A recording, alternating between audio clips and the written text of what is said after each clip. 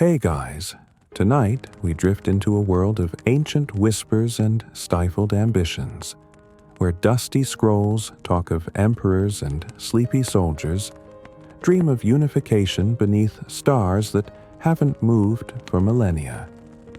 You lie in the tall grass of a forgotten battlefield, the night air thick with the smoky echo of old wars, and the moon above slightly judging your lack of armor. Welcome to the Warring States period of China, where sleep is for the weak and betrayal is pretty much a bedtime ritual. The year is somewhere around 475 BCE. China, as you know it, doesn't exist. Instead, there are 7 major states and a bunch of minor ones, constantly arguing, fighting, and scheming. You'd think they'd agree on something like maybe just going to bed early. But no. Every duke and king wants the title of supreme ruler, and they're not above a little poison, a few fake alliances, or the occasional mass execution to get it. So here you are, smack in the middle of this chaos. You can't swing a bronze sword without hitting a self-important noble or a sweaty strategist drawing battle plans in the dirt. Everyone's hiring philosophers, legalists, and fortune tellers. One guy thinks Confucius has the answers. Another guy just burned his family's estate because a talking tortoiseshell said so. You honestly don't know who to believe anymore. In the East, the Qi state is showing off its scholars and thick books. In the South, the Chu people are channeling mysterious rituals and cryptic snake gods. And then there's Qin, way out in the western mountains, dismissed by the others as a bunch of backwards bumpkins who eat too much goat and don't speak proper Chinese. Joke's on them, though, because while everyone else is backstabbing their way into more problems, Qin is quietly sharpening its laws and its swords. Your feet ache from the endless marches, and your ears are tired of listening to generals shout across smoky command tents. But you're learning. You're seeing the patterns. Qin isn't winning hearts, but it's winning battles. And that counts for more when everyone else is too busy composing war poetry. You wander through the state of Wei, known for its military innovations. Some guy is building a canal to reroute armies. You pause in Han, where scholars debate morality while secretly hoarding grain. Over in Zhao cavalry, thunder across cold plains terrifying their enemies and probably their horses. And yet, they're all vulnerable. The fighting is constant, but none of these states are truly secure. Every alliance is temporary. Every peace treaty feels like a nap with one eye open. You even try to sleep one night near a neutral border, but wake to find the camp looted and your socks missing. Classic warring states. The people suffer most. Farmers are taxed until they cry rice. Blacksmiths forge weapons until their arms go numb. And children grow up playing execute the traitor instead of hopscotch. There's something deeply unsettling about seeing a 7-year-old pretend to be a warlord, but hey, it's historical immersion.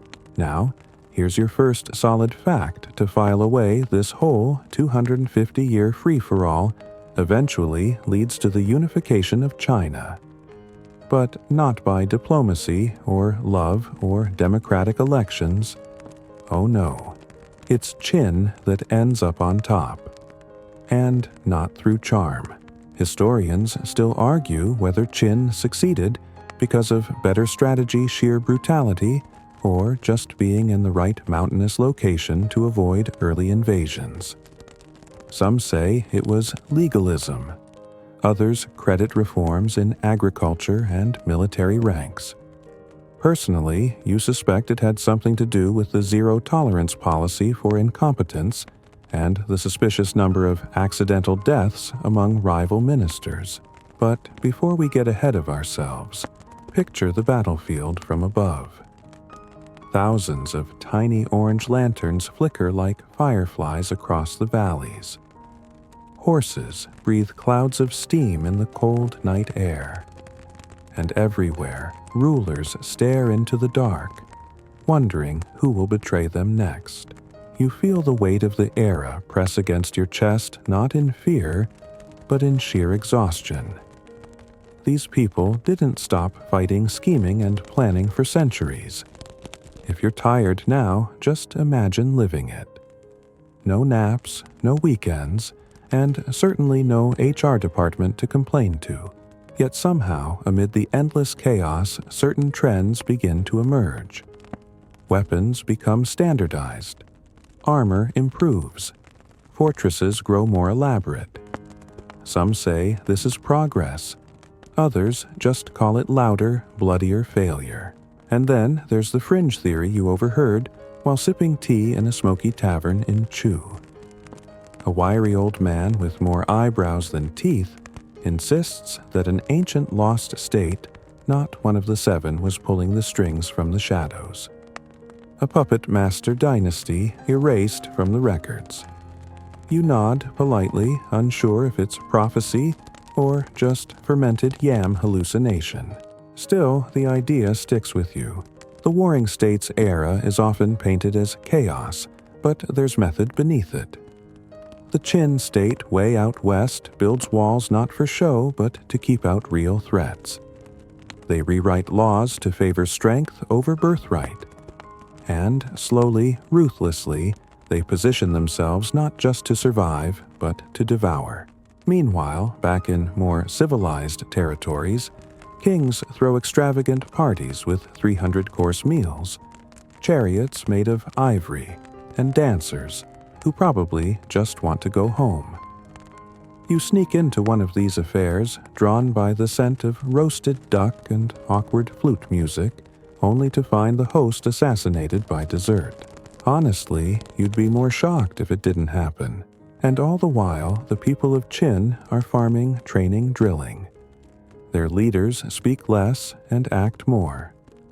You visit one of their villages and find military practice woven into daily life, farmers turning into soldiers at the sound of a bell blacksmith's readying weapons next to their harvest.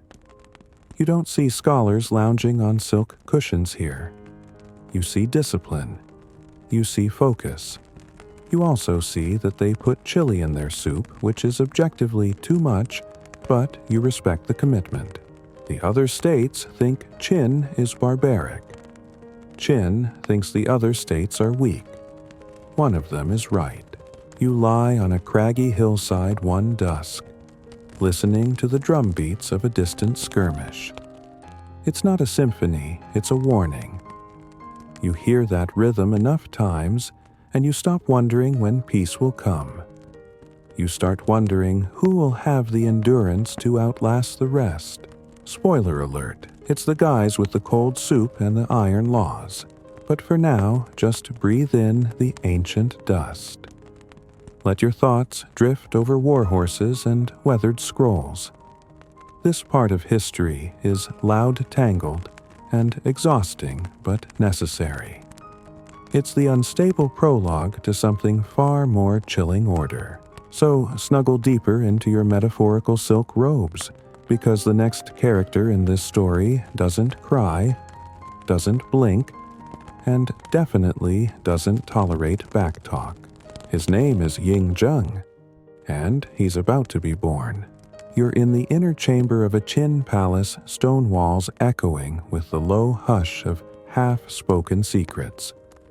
Somewhere outside, the clang of bronze weapons mixes with the whimper of wind funneling through the valley. But inside, something strange is happening. Something historical. A baby has been born, and not just any baby. His name is Ying Zheng, and he will one day rename himself Qin Shi Huang, the first emperor of China. But for now, he's just a surprisingly intense infant with questionable parentage and a nursery full of schemers. Here's the official version. He's the son of King Zhuangxiang of Qin and a low-ranking consort named Zhao Ji. But unofficially, oh, you'll love this. There's a juicy fringe theory that Ying Zheng might not be Zhuangxiang's biological son at all. Some historians argue he was actually fathered by Lu Buwei, a cunning merchant-turned-politician who conveniently placed Zhao Ji in the king's bedchamber right before she got pregnant. Suspicious timing, incredibly. Lu Buwei, by the way, is the type of guy who could sell you your own shoes. He rose from commoner to chancellor of Qin, not by being noble, but by being very, very clever. And maybe by slipping a baby into the royal lineage. Historians still argue whether he orchestrated the entire affair as part of a long con to control the Qin throne through a puppet prince. If he did well, 10/10 for long-term planning. So baby Ying Zheng arrives in a world that already feels like a political trap wrapped in a royal diaper. He's given a soft silk cradle and an even softer target on his back. You can practically hear the palace walls whispering, "This one's going to cause problems." You watch as he grows not in freedom but in fear. The Qin court is a maze of rituals and manipulation. Eunuchs buzz around like overly helpful wasps, always smiling, always watching. They raise the boy, teach him etiquette, and probably remind him 10 times a day not to trust anyone, including them. Imagine being 10 years old and knowing that half the people in your life want to control you and the other half want you gone. No pressure, kid. He's tutored in history strategy law. Not the fun bedtime story kind of history either. The here's how we crushed our enemies and made their survivors pay taxes kind. You trail behind him in your slippers as he walks solemn palace corridors, learning the weight of 1,000 years of ambition pressed into one tiny spine. Outside, the world doesn't slow down. The other warring states still squabble and sabotage. But inside this strange little world of ritual and suspicion, Ying Zheng becomes sharp. Not kind, not warm, but dangerously focused. There's a moment when he's maybe 7 years old. A servant drops a tray of bronze cups near him. The noise shatters the silence. Everyone freezes. The boy looks at the man not scared, not angry, just curious. The servant trembles, waiting for punishment. Ying Zheng says nothing, only stares. The silence lasts too long, and then calmly he walks away. It's chilling. Even the flies buzz more quietly around him after that. One of the first fringe tidbits you pick up as you sneak around the court, some servants say the boy has no shadow. Of course he does. You're not that tired, but the rumor spreads. A boy without a shadow. A future emperor born of secrets. It's the kind of eerie superstition that lingers in candlelit hallways and keeps the night guards very awake. As you hover behind the curtain of history, you can't help but notice something the people closest to Ying Zheng seem to disappear. Tutors retire early. Advisors fall ill. Guards get reassigned to faraway outposts and never return. It's like the air around him slowly tightens, drawing in only the loyal, the useful, and the silent. He becomes crown prince at a young age, but it's not a smooth transition. His father dies when Zheng is just 13. 13, which means he's technically king now, but of course everyone assumes someone else will rule in his place.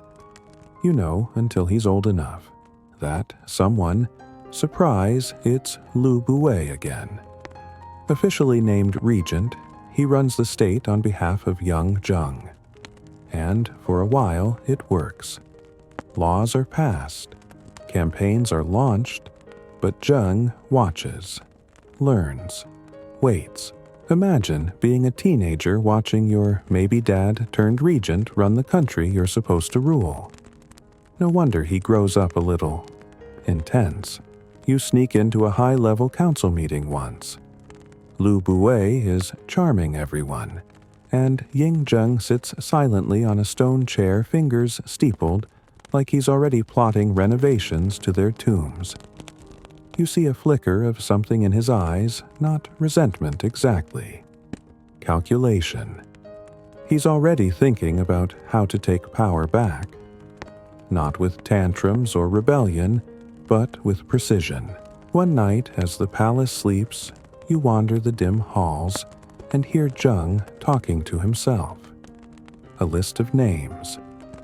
You don't recognize them all, but you realize he's not reciting poetry. He's cataloging enemies. People who have crossed him. People who will not make it into the next era.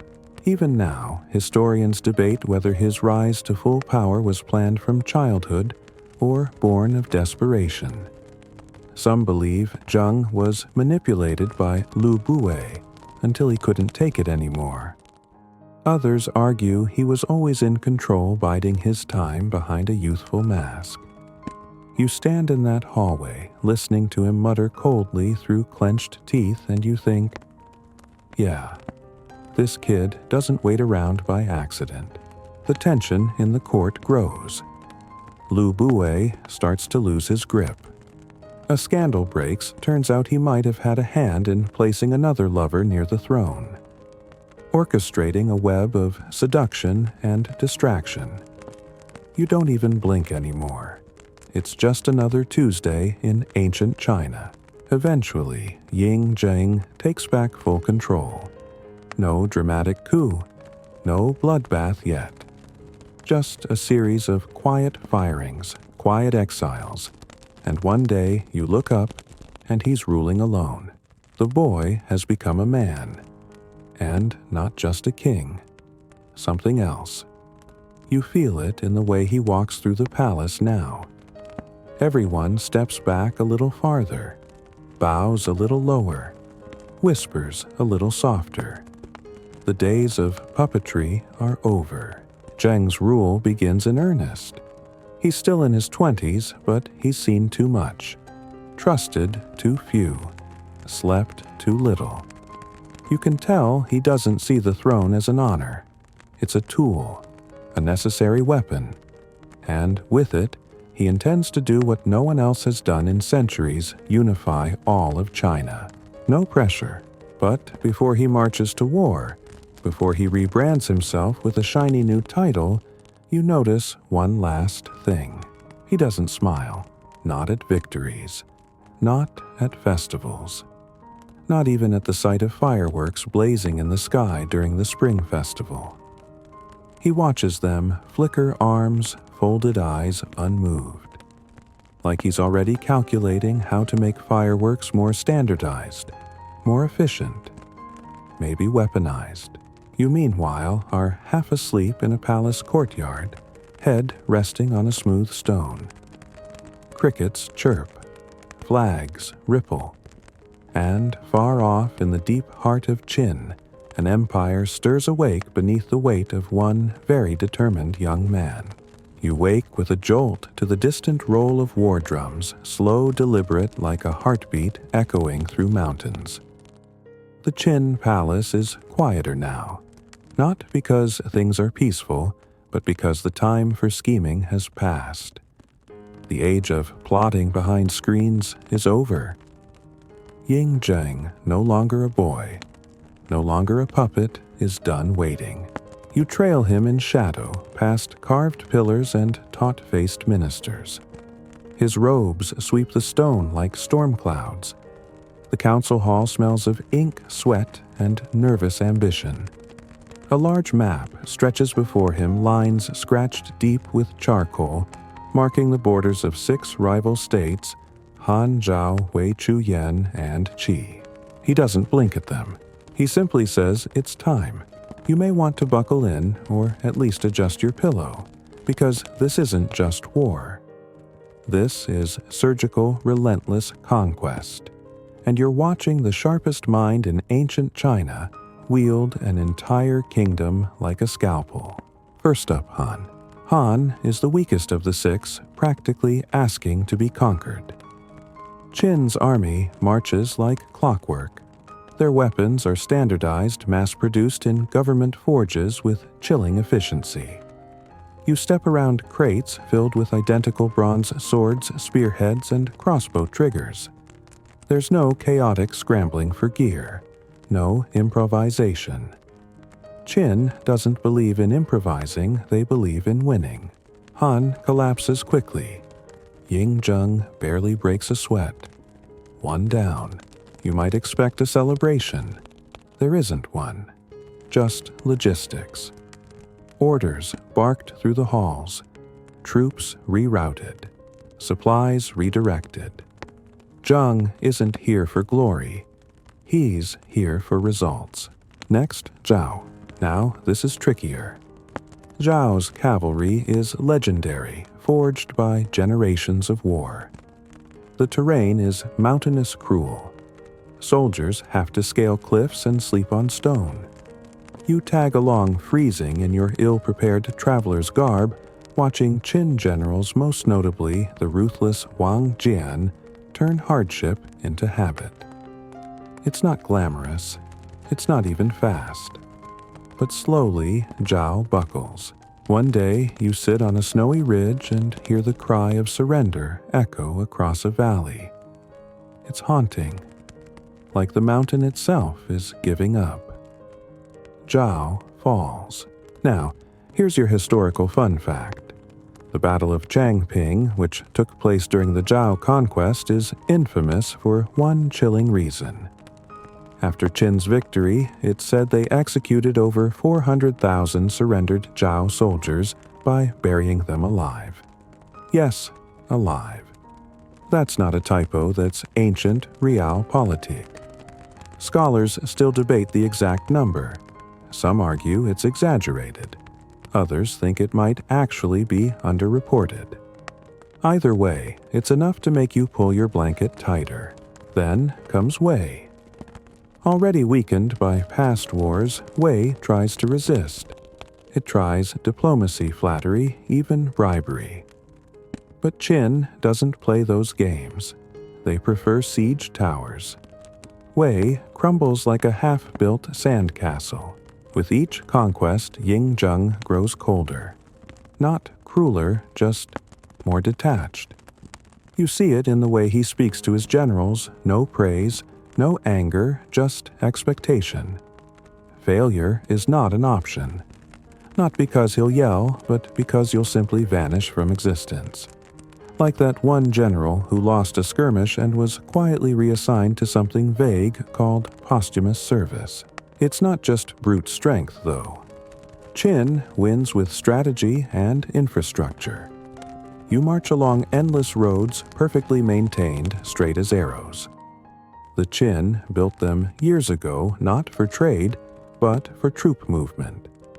You pass messengers on horseback, galloping at terrifying speeds, delivering identical orders to 5 different fronts. No ambiguity, no confusion. Just conquest, copy-pasted across states. You also catch wind of a fringe legend whispered among villagers that Ying Zheng can see the future. That he dreamed the entire empire in his sleep, and now he's just acting it out. A prophecy on replay. Totally unprovable. Completely eerie. Now it's Chu's turn. Chu is massive, rich, strange, full of mysticism and ancient poetry. Their generals fight with passion, and their people cling to their traditions like sacred relics. But passion doesn't stop steel. And poetry doesn't block crossbows. Qin suffers losses here, real ones. At one point, even Ying Zheng's best general warns that the army needs to retreat and regroup. Zheng says no. Not loudly. Just firmly enough that no one suggests it again. Eventually, Chu falls too. As you wander through the conquered cities, you start to notice something curious. Qin doesn't just destroy, they absorb. They take the best from each state, the scholars, the engineers, the artisans, and pull them into the growing machine of empire. It's like watching a giant roll downhill picking up gold instead of dirt. Yan is next. A coastal state quieter than the others. They try something bold, an assassination. Yes, someone actually tries to kill Ying Zheng. You're there, sort of. Close enough to feel the tension, but far enough to avoid being skewered. The assassin Jing Ke almost succeeds. He gets close. Too close. But Zheng survives. Wounded, but enraged. Yan pays dearly for the attempt, which leaves one last state key. He sees the writing on the wall. They surrender before a single arrow is loosed. Honestly, it's the smartest move anyone's made in decades. So, in just over a decade, all 6 rival states fall to Qin. For the first time in history, what was once a chaotic landscape of bickering warlords is now a unified empire under one man. You stand on the ridge of a quiet hill watching Qin banners unfurl across the plains like a crimson tide. The drums have stopped. The map is complete. But here's the thing, conquest was the easy part. You return to the capital expecting relief, maybe celebration. What you find instead is something heavier. Qin is unified, but it's also tense. The people are unsure. The former nobles sulk in silence. The court holds its breath. Then comes the announcement. Ying Zheng isn't calling himself king anymore.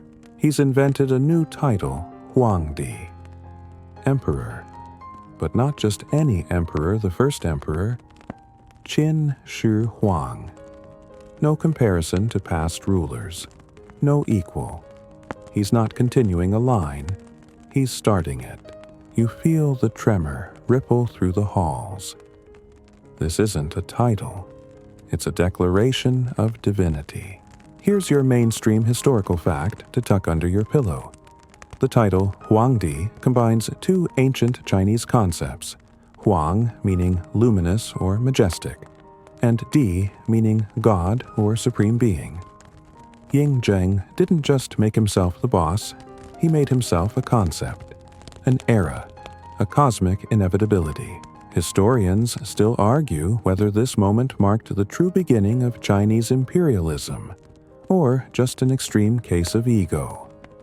Either way, you're witnessing the birth of an identity that would shape a civilization for millennia.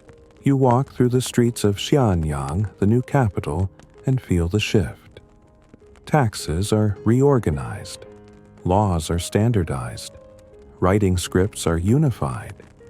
Even axle widths of carts are regulated to match the new roads. It's obsessive. It's terrifying.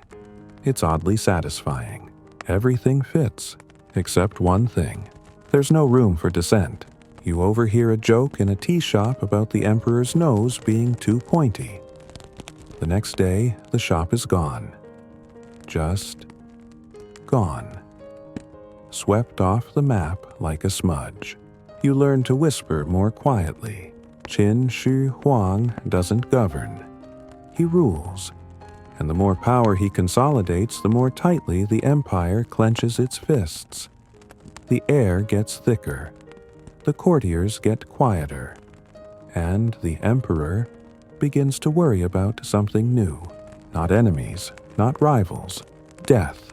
But that's a problem for another night. For now, let yourself drift in the strange stillness of a unified land. The flags are aligned. The armies are at rest. The people, though wary, sleep under one law. And you tucked behind history's curtain watch as the first emperor sits alone in his chamber, gazing out over a world he has bent to his will, silent, sleepless, and already thinking about what comes next. The nights are longer now, but not quieter. Somewhere in the darkness of the imperial palace, Qin Shi Huang paces. His footsteps echo through corridors built to outlast the weather, to outlast you, to outlast even time. But for all the might, he commands his sweeping armies, his tamed states, his standardized empire. There's one thing he still hasn't conquered: his own mortality. You follow him down a torchlit passage that smells of old incense and fresh ink. A servant trails behind him, trying not to breathe too loudly. The emperor doesn't speak much these days, but when he does, people tend to disappear afterward. Not necessarily because he's cruel, just because he's absolutely done with anything that wastes his time. He's barely in his 30s, but he walks like someone twice that. The weight of ruling has fused itself into his bones. His robes, once ornate, have become a kind of armor. The crown rests heavier on his head these days, and you notice he winces slightly when turning too quickly, perhaps from stress. Perhaps from the creeping, whispered truth. Emperors die too, and that's where your night stroll takes a turn toward the strange. See, Qin Shi Huang isn't just worrying about death, he's actively, obsessively planning how to avoid it. Here's your mainstream historical fact. The emperor becomes deeply fascinated with immortality. Not metaphorical immortality. Not legacy or living on in the hearts of the people fluff. No, he wants literal, physical, live, forever immortality. And he's ready to throw the full resources of his empire behind it. His court soon fills with mystics, herbalists, alchemists, and conmen. Some claim they can concoct elixirs of life from rare herbs and ground jade. Others whisper of faraway islands populated by immortals, places unreachable by normal boats cloaked in mist. One such rumored land is Penglai, a mythical isle, where the secret to eternal life supposedly drips from silver leaves into golden cups. Most historians believe Qin Shi Huang sent entire expeditions out in search of these phantom islands. Real ships, real men, real supplies. You imagine them setting sail into the unknown, chasing the soft perfume of legend, only to vanish beyond the horizon. Some never returned. Others did empty-handed, and shaking punished not for their failure, but for dashing his hope. Here's the quirky fringe tidbit of the night. One of these immortality seekers, a man named Shu Fu, allegedly sailed east and was never heard from again. But centuries later, Japanese folklore claims he arrived on their shores, bringing technology, culture, and medicine. Some say he became a god there. Others think he founded an entire civilization. Do you believe it? Who knows? But it's certainly one way to avoid getting executed for disappointing an emperor. You meanwhile trail behind as Qin Shi Huang tries more hands-on methods. The palace begins to stink of mercury, a shimmering silvery liquid used in many of the so-called immortality elixirs. The irony, of course, is that mercury is poisonous. And, while no one dares mention it out loud, you see the quiet panic in the palace physician's eyes every time the emperor gulps down another shimmering dose with a grimace and a prayer. Historians still argue whether Qin Shi Huang's eventual death was hastened by these elixirs or merely coincidental. But one thing's clear for a man obsessed with control. His own body becomes the final betrayal. You start noticing other symptoms too. Paranoia, sudden exiles, executions based on vague dreams and ambiguous omens. His belief in immortality doesn't make him peaceful. It makes him frantic, desperate to tie down every loose thread before the end arrives. Which brings us to a strange, candlelit moment. You're in his private chamber. Only a few trusted attendants remain. The emperor sits on a platform carved with dragons staring into a basin of water as if expecting it to speak. He's holding a turtle shell polished smooth. You realize he's returned to an ancient form of divination pyromancy, where cracks in burned bones or shells supposedly reveal fate. He's not experimenting, he's pleading, and that's when it hits you beneath the grandeur, beneath the title. He's still that boy from the palace, scared and suspicious, trying to outthink death, like it's just another rival kingdom. He begins reorganizing everything. He issues an order, build his tomb. Not a humble grave, not a marble shrine. No, he wants an underground city, a palace beneath the earth, a resting place so vast and elaborate that it would take decades to complete, one so secure it could protect him from even the afterlife. You sneak down to the construction site one moonless night. What you see leaves your mouth dry and your blanket slightly too thin. Tunnels stretch into darkness. Thousands of workers dig day and night. The air is thick with clay dust and candle smoke. And then you see them, statues, not just a few, thousands, lined in ranks, each one distinct, each one lifelike. Soldiers, archers, charioteers, terracotta warriors sculpted to guard the emperor in death. You stand among them surrounded by frozen faces. Some look tired, some fierce, some almost smug, and all of them silent. Here's your mainstream fact. The Terracotta Army is real. Discovered in 1974, it remains one of the most astonishing archaeological finds of all time. Historians estimate there are over 8,000 figures, and more may still be buried, and the fringe detail. Some believe the warriors were modeled on real people, not just generically, but precisely. That somewhere in those clay faces someone could identify an ancestor. The eerie part, you kind of believe it. You climb out of the tomb site, heart pounding with something between awe and dread.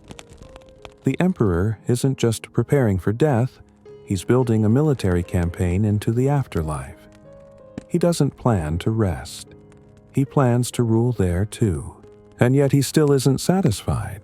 More elixirs, more rituals.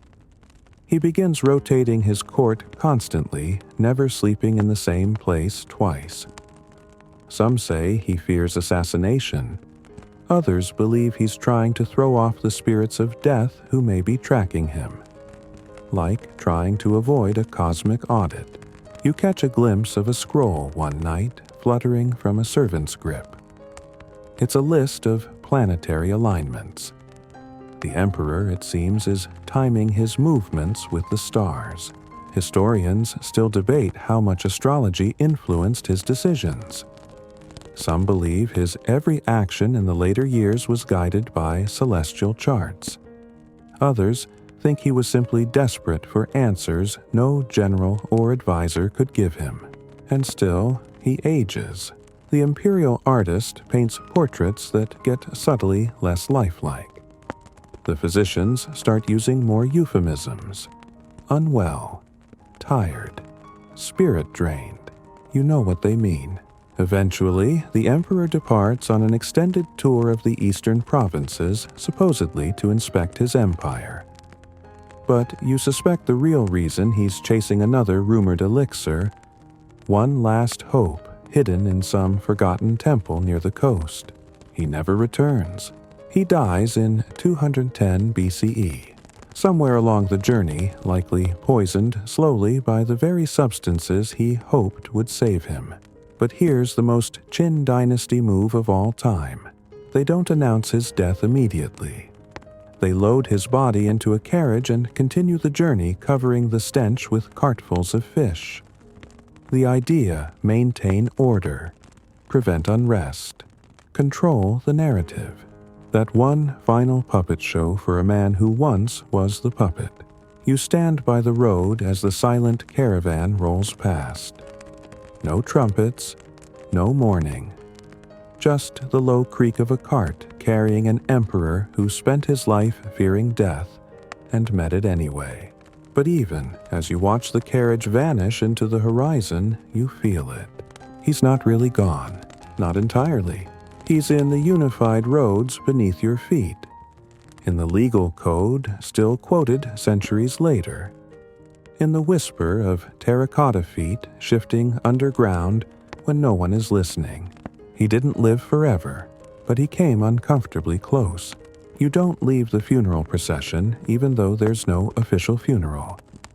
You keep walking along the edge of the road as the wheels grind through mud, the stench of salted fish barely covering the scent of death. Qin Shi Huang is technically still alive, at least on paper. His ministers are scrambling for a plan.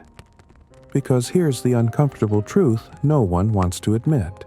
When the most powerful man in the world dies, it's a problem, especially if he didn't leave clear instructions on what comes next. You settle near the tent of a certain eunuch official Zhao Gao. He's not famous yet. He's not in any statues. He doesn't look like someone who could steer the course of an empire. But he's about to. Zhao Gao is quiet, calculating, and very good at surviving. In other words, perfect for what's about to unfold. Here's your mainstream historical fact. When Qin Shi Huang dies, the announcement is delayed for 2 months. That's not normal. That's empire shaking weird.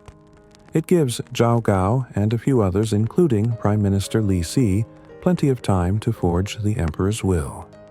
Yes, forge it.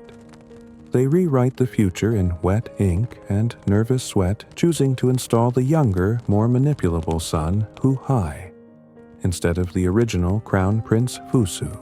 You stretch out under a pine tree and stare up at the sky. Somewhere out there, Fusu is waiting for a letter from his father. He's stationed far from court, possibly too honest, too idealistic.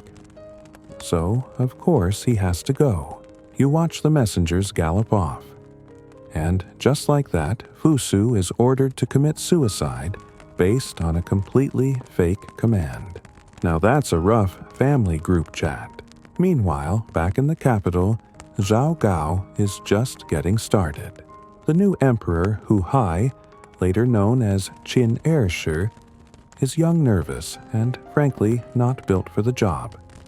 He grew up in a palace where fear was currency and silence was survival. He spent his whole life in the shadow of a father who built an empire and wanted to conquer death. Now that father is gone, and the advisors around him are starting to circle like vultures in silk robes, here's your fringe tidbit. Zhao Gao doesn't just whisper in the emperor's ear, he eventually controls the very palace entrances. Like literally. He's in charge of who gets in and who gets out. It's said that at one point no one could speak to the emperor without going through Zhao first. Imagine running a kingdom from inside a velvet bottleneck. You think that sounds dramatic? Wait until the horse test. Zhao Ka Ever. The strategist begins to test the loyalty and gullibility of court officials. He brings a deer into the court and insists it's a horse. Yes, seriously. Most ministers, terrified of saying the wrong thing, agree with him. Oh yes, majestic steed. Fine animal, look at those hooves. But a few brave or foolish officials say the obvious, that's a deer. Zhao Gao nods quietly. And later, those ministers disappear. The message is clear. Don't argue with me even when I'm obviously lying. Especially then. Historians still argue whether the story of the deer horse test actually happened or whether it's just metaphorical for court insanity. Either way, the vibe is clear. Paranoia is now the dominant political strategy. You walk the halls of the once proud Qin court and feel the tension like smoke in your throat. There's no longer a unifying vision, no giant projects or sweeping reforms. just fear manipulation and whispered accusations. Ministers are executed for minor offenses. Others fake their deaths to escape. Some disappear so cleanly they might as well have melted into the floor tiles. You peek into the royal gardens one day and see the emperor sitting alone, tossing stones into a koi pond, muttering to himself. No advisors, no poets, just one very nervous monarch and the sound of fish nervously scattering. Here's a truth few like to admit: great empires can die of indigestion. Not famine, not invasion, just a bloated system unable to process its own power. Qin has grown too fast, consumed too many states, adopted too many contradictions. Now, without a strong leader to hold it together, the empire starts to buckle under its own weight. Riots start breaking out. Small at first, local, manageable, but they don't stay that way. One of the first sparks is a classic case of bad luck meeting bad policy. Two commanders, Chen Sheng and Wu Guang, are ordered to lead the troops to a garrison, but a storm delays them. And under Qin law, tardiness for military orders means death, even if it's weather-related. So what do? They rebel. Might as well go big, right? They start spreading the message. The Qin have lost the mandate of heaven. That phrase carries weight. It's not just poetic, it's a cosmic accusation. The heavens themselves supposedly grant legitimacy to emperors. Lose that favor, and anyone can rise up against you. And so they do, everywhere. You watch from a hilltop as fires blossom across the countryside. Local militias rise. Former nobles resurface. Entire regions try to secede. The Qin Dynasty is only 15 years old, and it's already coughing blood. Zhao Cao, in a final act of absolute villainy, grows so paranoid he accuses Qin Shi himself of disloyalty. The emperor, backed into a corner and crumbling under pressure, is forced to commit suicide. That's right. 2 emperors dead within 3 years. One poisoned by his own search for immortality, the other strangled by palace intrigue. You'd think it ends there, but no. Zhao Gao tries to install a puppet prince next. But even his grip slips. Eventually, he too is assassinated. A fitting end for a man who turned loyalty into performance art and lies into currency. Here's your mainstream fact by 206 BCE. The Qin Dynasty officially collapses. The capital burns.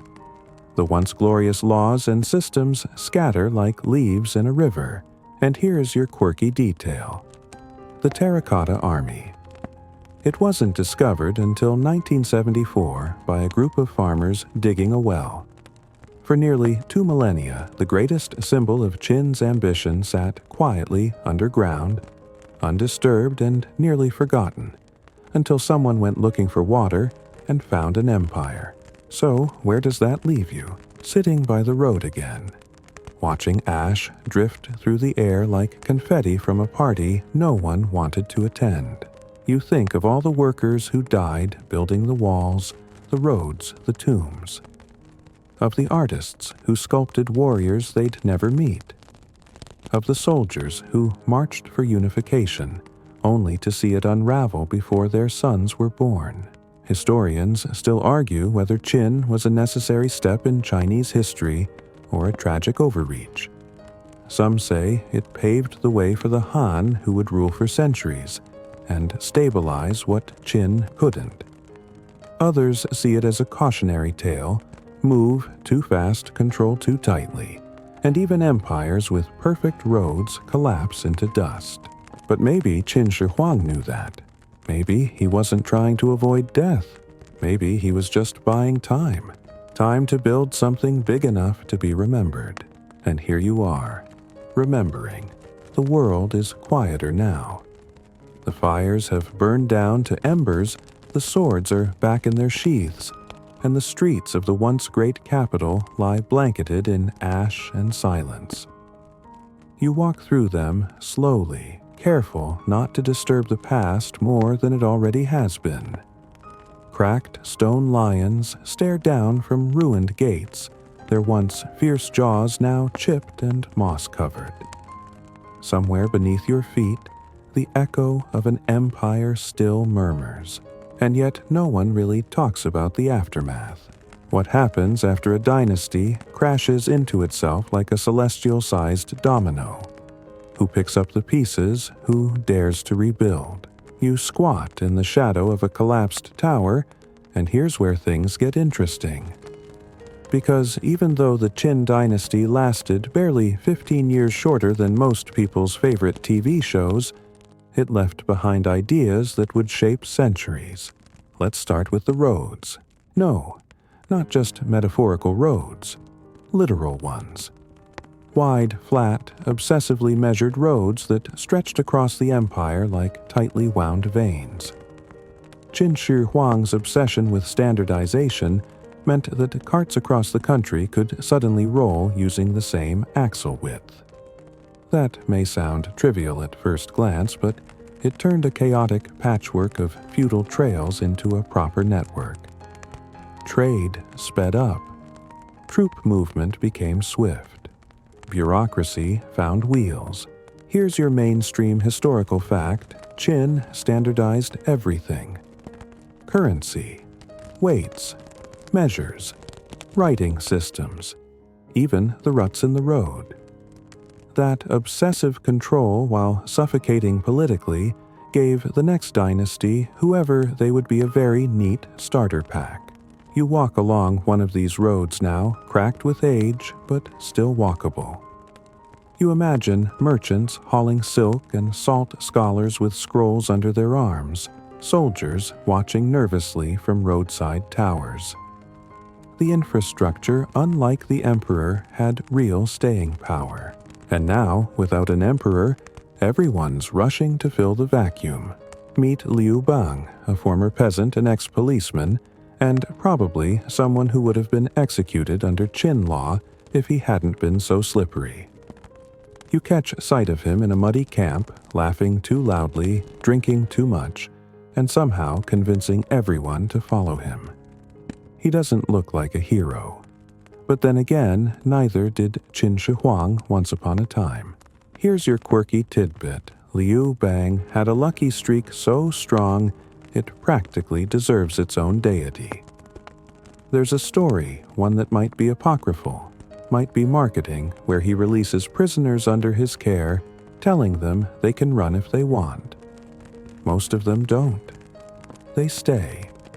They like him. Somehow, this slightly disheveled, charming mess of a man convinces people that he's different, that he's one of them. And weirdly, he kind of is. Liu Bang starts gobbling up territory, while another rebel leader, Xiang Yu, does the same from the opposite direction. You duck behind tents and scroll cases, watching the tension build like a summer storm. These two aren't allies. They're rivals. One aristocratic and brutal, the other peasant-born and persuasive. Xiang Yu has the better army. Liu Bang has the better narrative. And boy, do people love a narrative. Historians still argue whether Liu Bang's rise was more luck than strategy, whether he truly understood statecraft or just had the right face at the right time.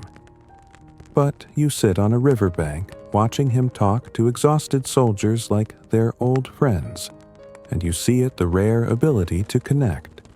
Not dominate, not manipulate, just lead. Meanwhile, the Qin remnants try to stitch themselves back together. A few generals hole up in old fortresses, shouting slogans about loyalty and tradition. But their cause is fading like ink in the rain. You walk past their banners one night and see a teenage soldier burning official documents to keep warm. No orders, no honor, just survival. the wars rage for years. Too long, really. Xiang Yu wins more battles, but Liu Bang wins more hearts. And when the two finally clash for real at the Battle of Gaixia, it's not just military strategy that wins the day. It's poetry. No, really.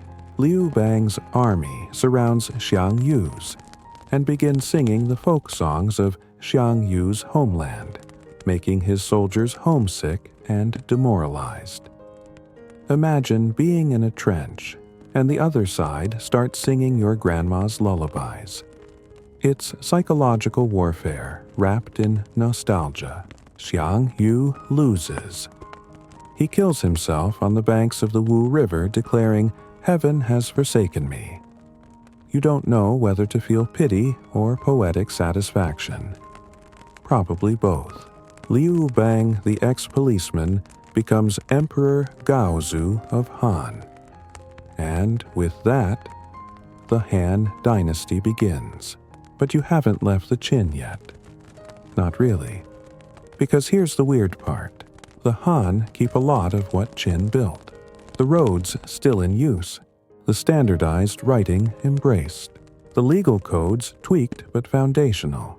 It's like Qin set the stage, ran the rehearsal, and then got booted off before opening night. You walk through the first Han court and notice something strange. There's a plaque on the wall, small discreet. It's an imperial edict banning certain cruel Qin punishments, like cutting people in half. Yeah, that was a thing. Qin justice wasn't known for subtlety. Here's your mainstream fact: the Han Dynasty did tone things down a bit. They mixed legalism with Confucianism, which is kind of like softening a metal with silk. The result, a more sustainable governance model. The empire lasts over 400 years, and the fringe tidbit, Qin Shi Huang's tomb, is still sealed. Yes. To this day, archaeologists haven't fully excavated the emperor's burial mound. Ancient texts say it contains rivers of mercury and a ceiling mimicking the constellations. But so far, scientists haven't cracked it open, partly out of respect, partly because of concerns about preservation, and maybe, just maybe, because they're worried about, ancient curses. You pause at the base of the burial mound. The air is still.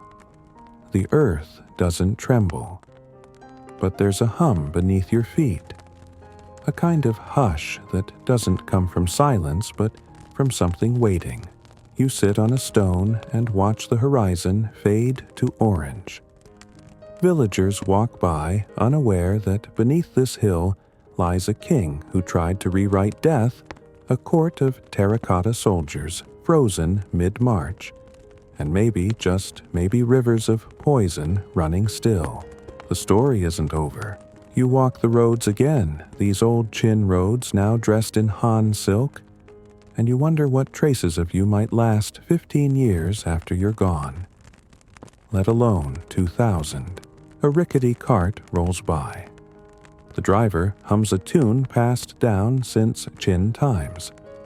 His coins bear a Han emperor's face, but the size standardized by Qin. The language he mutters under his breath, written in characters shaped by the first unifier. Even the route he's taking still follows the ancient blueprint. You smile. The empire died, but the idea, it's still walking. Dust swirls in the morning breeze as you walk along a quiet path that used to be a military road. It cuts straight through the countryside like someone dragged a ruler across the landscape. Farmers are back in their fields planting rice, threading dreams into rows. Children splash in irrigation ditches that were once royal construction zones. And behind it all, like a stubborn ghost, the Qin still lingers. You pause beside a small shrine barely more than a pile of stones and incense stubs. It's dedicated not to a god, but to a general. You lean in and read the carving Meng Tian. Here's your mainstream historical fact. Meng Tian was one of Qin's greatest military minds. Under Qin Shi Huang's rule, he led massive campaigns to secure the empire's northern borders against the Xiongnu, a confederation of nomadic tribes. He also played a major role in the early construction of the Great Wall. Yes, that wall. The one people still debate about whether you can see it from space. But Meng Tian's story doesn't end with victory. It ends with a letter. After the emperor died, Meng Tian found himself caught in the net of palace politics. Remember Zhao Gao, the power-hungry puppet master who made ministers call deer horses? Well, he saw Meng Tian's loyalty to the original Crown Prince Fusu as a threat. So Zhao Gao did what manipulators do best. He forged a decree and sent orders for Meng Tian to kill himself. And Meng Tian, like so many before him, obeyed. You sit beside his shrine and wonder how it feels to die, knowing the letter that sentenced you was a lie. Probably like being mugged by history. Here's your quirky tidbit. Some legends claim Meng Tian didn't just build the wall. He invented the brush pen. That's right. The thing school kids would use for the next 1,000 years to write poetry love letters and really annoying exam answers that might trace back to a military general who liked clean lines. Historians still argue whether the invention was truly his, or if it's just one of those stories people tell to connect genius with tragedy. Either way, it's a lovely image, this fearsome general finishing battle plans and then doodling characters on bamboo strips with a prototype calligraphy pen. And oh, bamboo strips. You're going to see a lot of those. Before paper became common, people wrote on bamboo or wooden slips, stringing them together like sentence kebabs. You picture a clerk hunched over in a dusty hall scribbling laws onto hundreds of slats. Lose one, and boom, you've just deleted a paragraph. You wander into an abandoned administrative office, long since emptied by war. Scrolls, or what's left of them, litter the floor. One of them talks about standardizing the length of axles. Another discusses the number of steps that should lead up to a government building. Qin didn't just micromanage, it macro-managed your micro-decisions. You sit in the ruins and realize something. For all its cold efficiency, Qin was obsessed with order. Every law, every measurement, every stroke of a character was designed to make chaos behave. But human beings, we don't behave. We rebel. We interpret. We sigh deeply and roll our eyes when someone tells us the spacing between bricks must be precisely 2 fingers wide. Still, there's something soothing about rules, isn't there? You can see why some people loved the Qin system, especially those who never had a system before. For example, imagine you're a merchant in a rural area before Qin's unification. You walk into a new region, and suddenly no one takes your money. No one understands your writing, and the weights used to measure your grain are completely different. That's not exotic, that's terrifying. Qin came in and said, "Relax. Everything is going to match now. Comfort through control. You follow a river bend into a village where people still use some of those old measurements. The currency has changed faces many times, but the round coin with the square hole, still here. The shape wasn't just symbolic, it was functional. Easy to string on a belt, carry in batches, pass from hand to hand like a metallic lifeline. And just when you think you've wandered into nostalgia, something more modern pricks your ears. Someone is arguing about Qin again. 2 elderly scholars beneath a plum tree sipping tea and throwing verbal punches with the gentlest of tones. Qin was a necessary evil, one says. It created the spine of China, the other waves his cup. Spines can snap. They ruled through fear. No love, no loyalty, just punishment. And there it is, that eternal tug-of-war.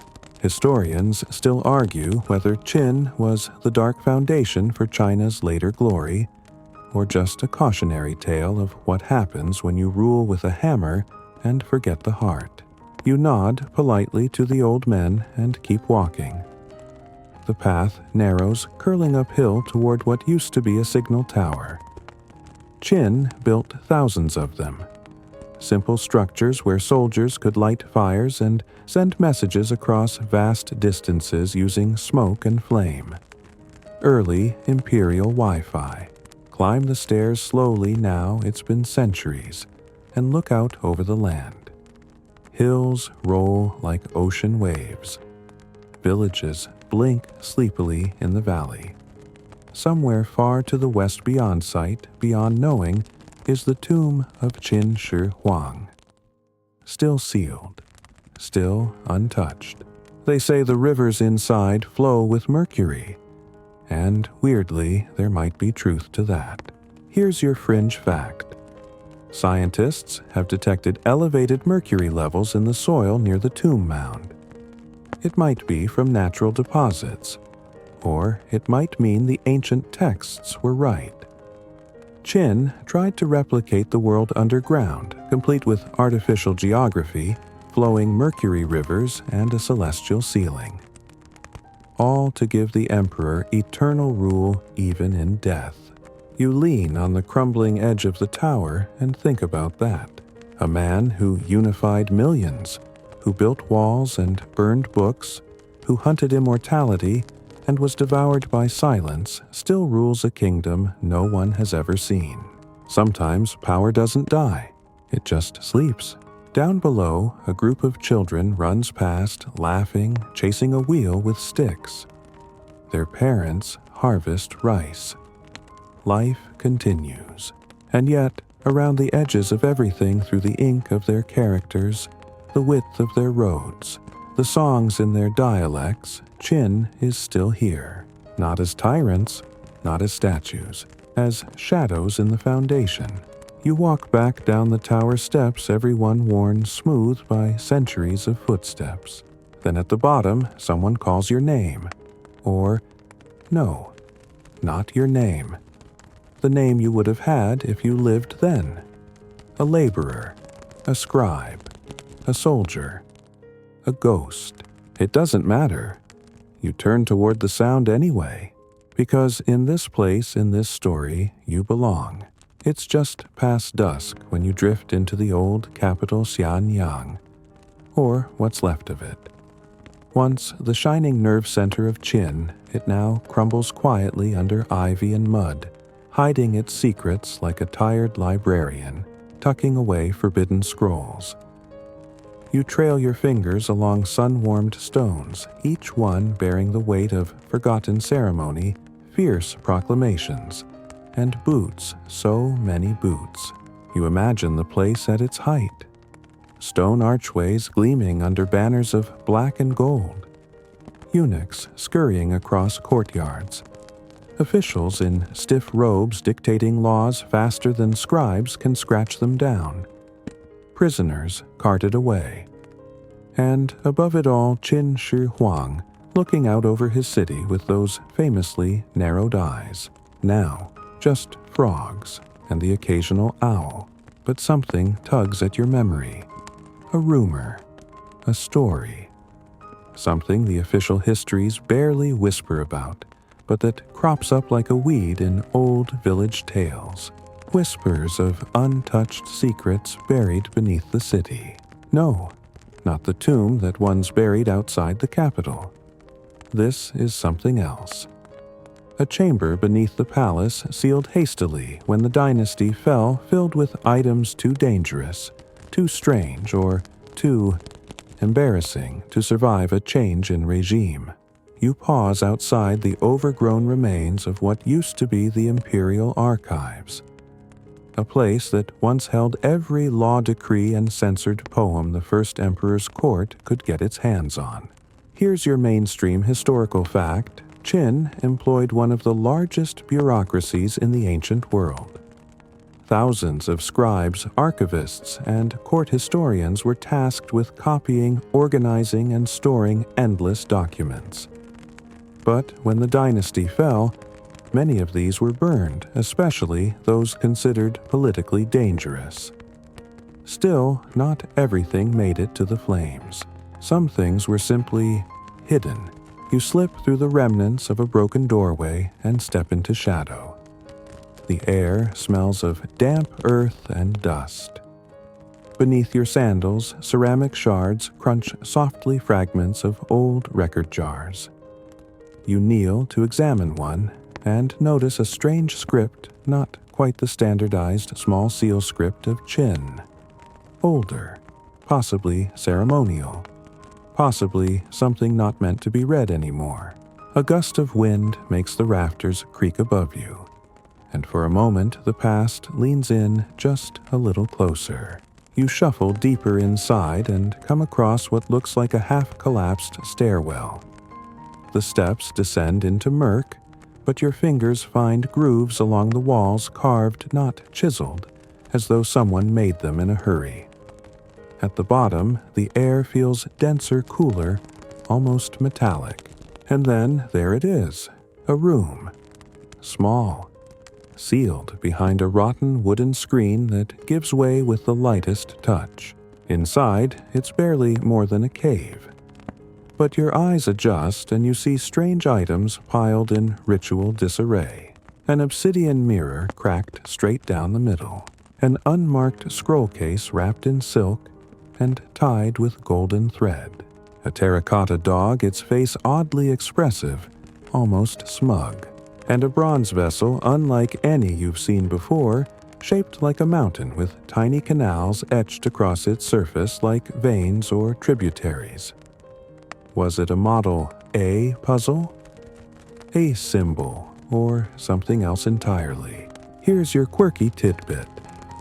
Ancient Chinese engineers sometimes created topographic wine vessels, literal bronze maps that held alcohol. You'd pour wine down a mountain, and it would trickle through tiny rivers into cups waiting below. Half party trick, half political statement. This is our land, and we drink from its lifeblood. But this one doesn't look festive.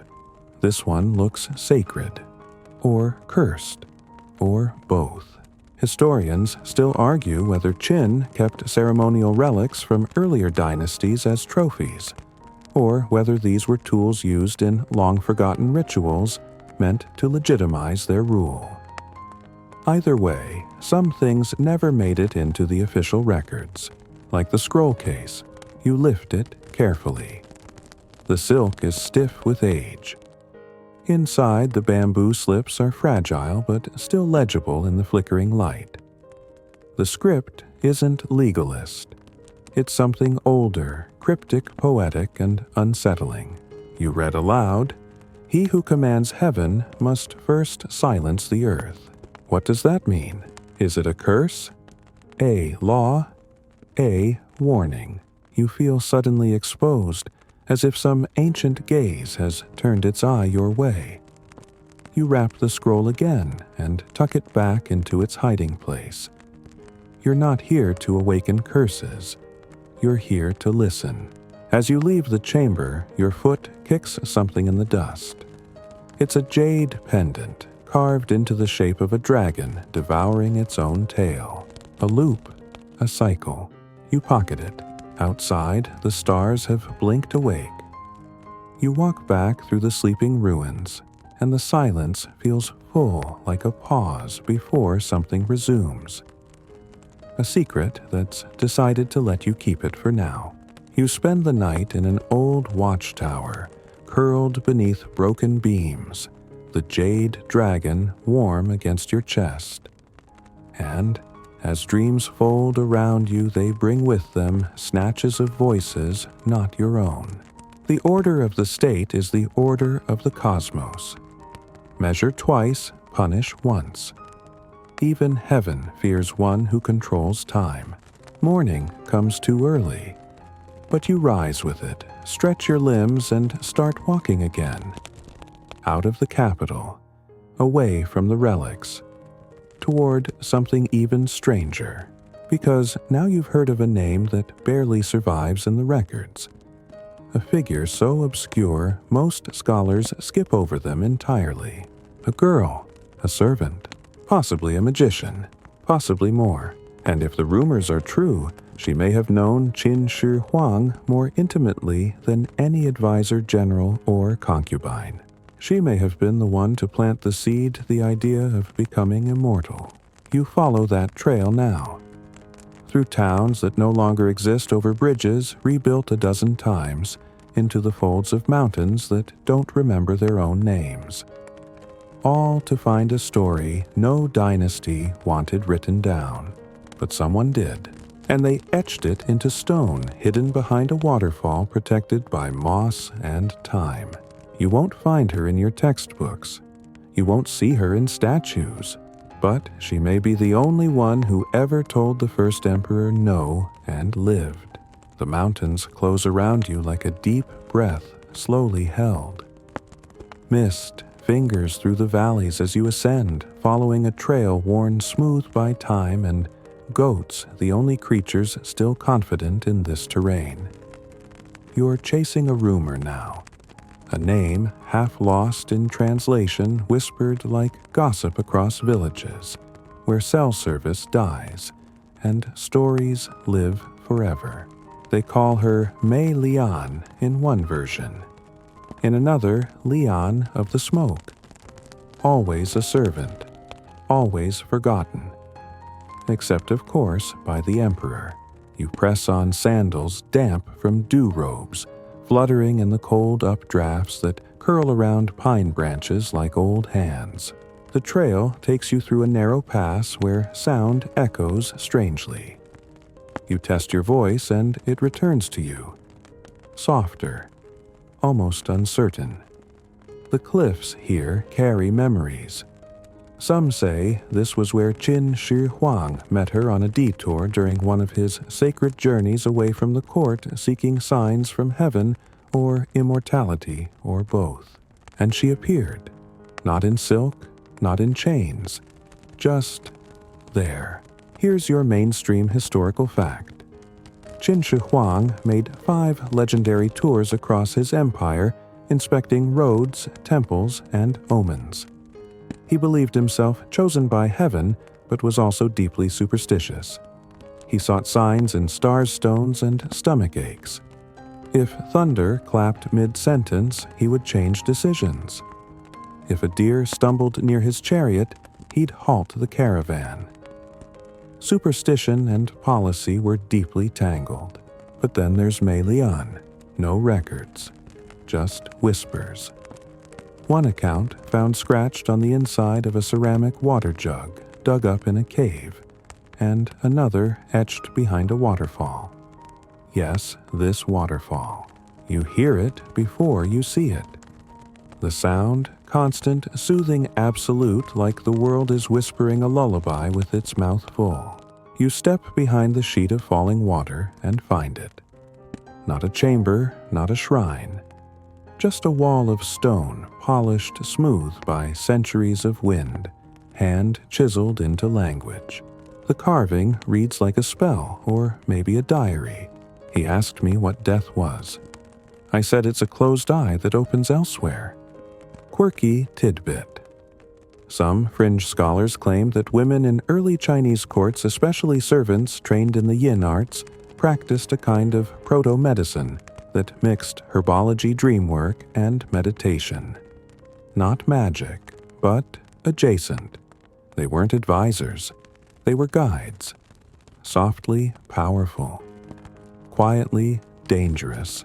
Historians still argue whether such women ever had true influence, or if stories like Mei Lian's are just narrative comfort food made to humanize tyrants.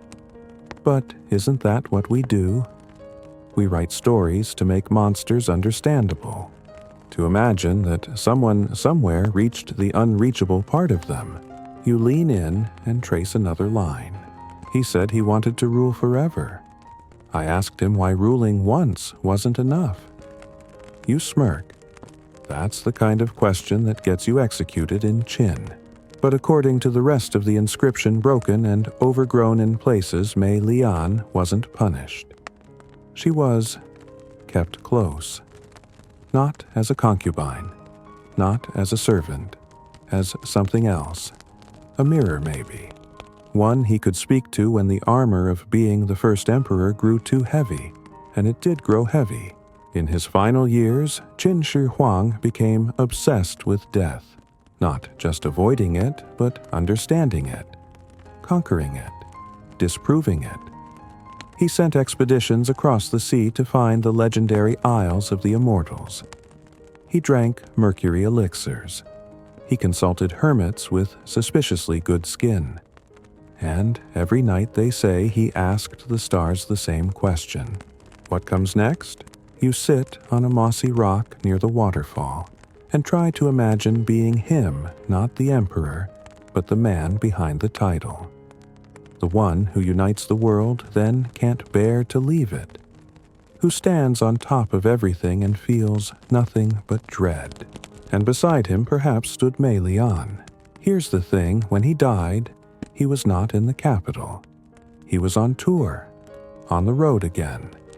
Some say he was searching for the final formula. Others say he was simply running from whispers of rebellion, from old prophecies from himself. When he died, it was kept secret. For weeks. His corpse hidden in a chariot surrounded by rotting fish to mask the smell. Court officials pretended he was alive, issuing fake decrees, signing in his name. And what happened to Mei Lian? No record, no rumor, nothing. But you stare at the carving again and catch a final line barely visible, covered in lichen. I walked away when his breath stopped. I took nothing. He kept everything. And then a symbol, a swirl inside a square. Not a signature. More like a seal or a curse. You lean back, the roar of the waterfall replacing your thoughts. Whatever Mei Lian was, sage, trickster, confidant, ghost, she's gone now. But her words remain. And they feel dangerously true. You return to the trail, and for hours the mountains say nothing. Just wind. Just the crunch of gravel. Just your own heartbeat bouncing off granite. Then, as the sun begins to sink, you reach the outskirts of a village so old it refuses to appear on maps. The people here speak in clipped dialects and glance at you like they've seen your kind before in stories. A child tugs your sleeve and points to the edge of the village. You want the old tombs, he says, voice full of certainty. You nod and follow, past rice paddies, past sleeping oxen, to a stone ring barely a rise in the earth now. But once it must have been grand. You can feel it. Buried beneath layers of forgetting is a network of minor tombs, officials, artisans, maybe even forgotten wives. The imperial court's satellite dead orbiting the first emperor's sealed darkness. You step carefully, watching your footing when your eye catches a broken sculpture. Not a soldier. Not a scholar. A woman, one hand on her heart. One hand extended palm up, waiting or offering. You kneel before her and wonder if the artisans who carved her ever dared say her name. If Qin Shi Huang ever told anyone what she meant to him. If someone tried to erase her from history, but stone resisted. Because stone remembers. The jade dragon around your neck hums slightly in the growing cold. You touch it, and for a moment the sculpture's eyes seem to follow yours. And in that quiet, you finally understand what Mei Lian might have taught him. Not how to live forever, but how to let go. You sleep that night under stars that feel heavier than usual, as if they're watching you rather than the other way around. The sculpture of the woman lingers in your thoughts, her eyes, her outstretched hand, her silence. You imagine her standing just behind your dreams, not haunting, not angry, just observing. When morning comes, the mist has retreated, and the villagers go about their chores like actors in an old play.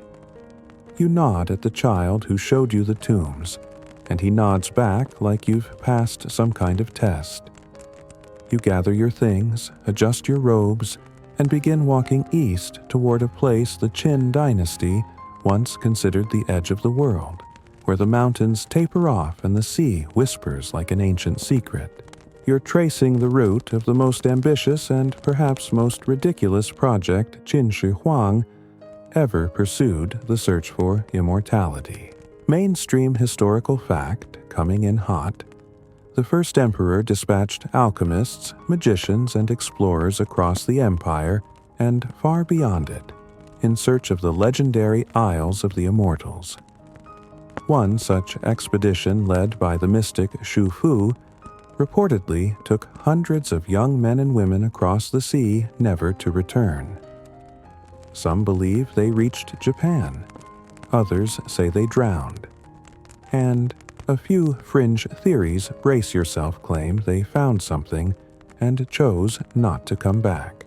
You walk now along what's left of those coastal paths, your toes brushing reeds and shells, salt clinging to your skin. The wind here smells different, lighter, mischievous almost, like it's in on a joke it refuses to share. In ancient times, they believed the sea was a kind of living scroll, ever shifting, ever writing. Messages from the heavens appeared in waves, omens in foam patterns, curses in shipwrecks. You pass fishermen mending nets with fingers that move like whispers. One of them, an old woman with a grin full of missing teeth, leans over and mutters, "Looking for ghosts or gold." You answer, "Maybe both." She laughs and points inland. Then talk to the one who talks to stones. You're not sure what that means, but directions are directions. Quirky tidbit. In coastal folklore, there's a figure known as the Stone Listener. Usually a woman, sometimes a hermit, occasionally a child. She listens to rocks, yes, literally. Presses her ear to the earth to hear voices no one else can. Depending on the tale, she's a prophet, a scam artist, or just lonely. But she always knows things. You find her eventually, a hillside shack hidden in bamboo. Smoke curls lazily from a crooked chimney. The door's open, but there's no sound. You step inside and the smell of sandalwood and dried ginger tickles your nose. She's there, kneeling, palms pressed to a large flat stone. She doesn't look up when she speaks. You've come from the capital and the tombs. You're not finished yet. You blink. Are you the Stone Listener? She snorts. What else would I be dressed like this? Fair point. She gestures to the stone. It doesn't speak to everyone. You have to know how to sit, how to wait. Most people just want to hear themselves echoed back. You sit beside her. Slowly, respectfully. The stone is cool and smooth beneath your fingers. You lean in, and nothing. At first, then a hum. Or maybe it's just your heartbeat. Then images, flashing, not clear, like shadows in deep water, a massive ship. Lanterns swaying in stormlight. A man in white robes shouting orders. Children crying. A scroll dropped into the waves, its ink dissolving. You pull back breath caught in your throat. She nods. Xu Fu's voyage.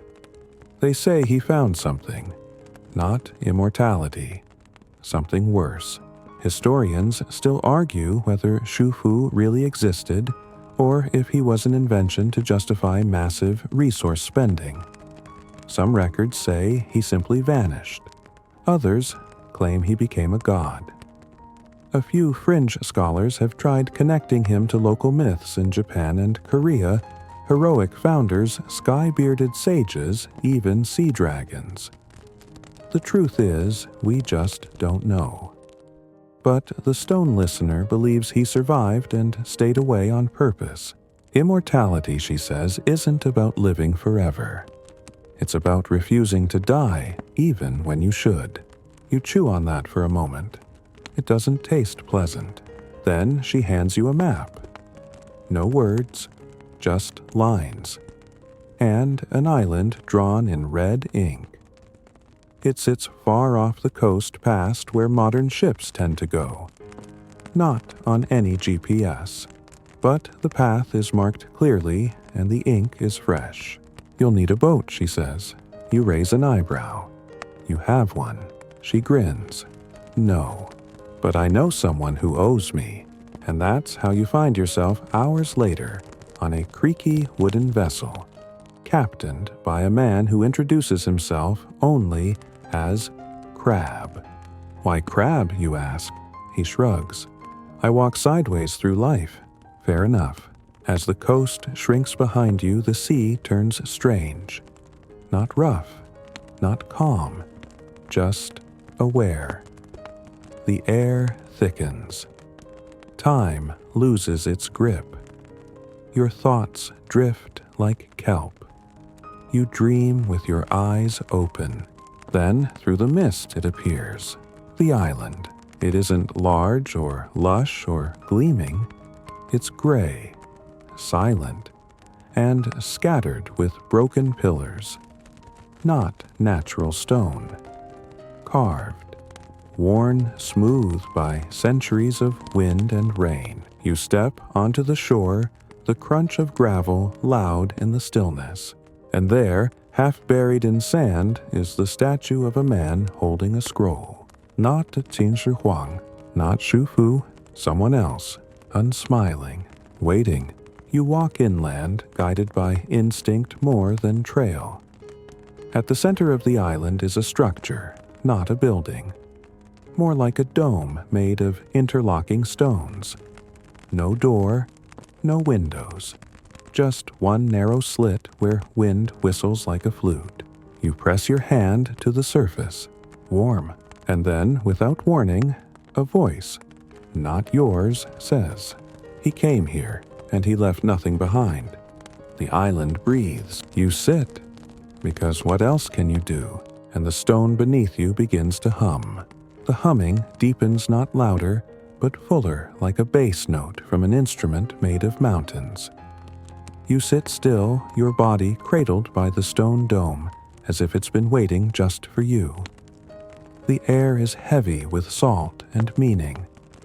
You exhale slow and long, and the sound seems to echo not outside, but inside your chest. The voice comes again, soft as waves on a distant shore. He thought he could outrun endings, but every path leads home. You don't know if it's the stone, the island, or your own unraveling thoughts, but something is speaking to you. And it doesn't feel like a hallucination. It feels like a warning. You stand and walk slowly around the dome, your fingers brushing weather-worn carvings barely visible to the eye. Swirls, dragons, clouds, boats, flames. Each one tells a piece of something too big to grasp all at once. Like a puzzle that's only complete when you stop trying to solve it. Mainstream historical fact here, the Qin Empire's obsession with death wasn't just personal, it was systemic. Massive funds went into mausoleums, spirit roads, rituals, and the bureaucracy of the afterlife. Official ranks extended into eternity, dead nobles expected to maintain their positions with ghosts of servants attending them. It was believed the afterlife mirrored the empire, and so the empire had to be eternal. But this island is not eternal. It's decaying, fading. You can feel it in the way the sand shifts under your feet, in the way the birds refuse to land. You find another statue, smaller, simpler, a child eyes closed holding a lotus. At its base is another inscription half buried in moss. He tried to chain time. It drowned him instead. Quirky fringe tidbit time. A few rare scrolls recovered from burned libraries speak of a forbidden Qin ritual, the binding of the soul. It involved jade seals, salted ink, and the burial of a personal name in a sealed box. The idea was to remove your true self from the world so it could not be summoned by death. The ritual was outlawed not long after the first emperor died, probably because, well, it didn't work. Or maybe it worked too well. You wander toward the northern edge of the island, where the stones grow denser, almost as if they're growing out of the land rather than resting on it. The air shifts, here grows cooler. You hear the faint clang of metal, not rhythmic like tools, but random, like echoes from another time. Then you see it, a pit, circular, 10 paces across, lined with rusted gears and collapsed scaffolding. This isn't Qin work. It's later, possibly Han. Someone came back. You kneel and look closer. At the center of the pit lies a jade tablet, cracked in half, the characters only partially legible. He sleeps beneath the cloudless sky. You look up, no clouds, not a single one. You squint and realize the sky here isn't just empty, it's motionless. No wind, no birds, not even the sun seems to move. The whole place feels like it's paused, like someone hit mute on the universe. You whisper aloud, "Is this it? Is this where he went?" And the ground beneath you thrums, answering not in words, but in memories. You see flashes again, Qin Shi Huang, older, thinner, clutching a bottle of dark liquid. His skin is sallow, his eyes sunken. He drinks, staggers, and falls, but doesn't die. Not right away. Then, Shu Fu, younger than you imagined, steering a boat through fog teeth, chattering as he clutches scrolls too sacred to open. And a third figure, always at the edge of sight, a woman in gray. Her face veiled, never speaking, always watching. The voice inside you murmurs, "He was never meant to last." But he insisted. Historians still argue whether the emperor's final expedition was truly about immortality, or if it masked something else, fear of rebellion, a secret illness, or even paranoia stoked by advisors who saw an opportunity. What is known is this: by the time he died, the court was fractured. His sons were plotting, and the foundations of his eternal empire were already crumbling. You walk back toward the center of the island, heart beating slow and deep. The dome stands unmoved, timeless. You press both hands against the entrance slit. Nothing, and then warmth.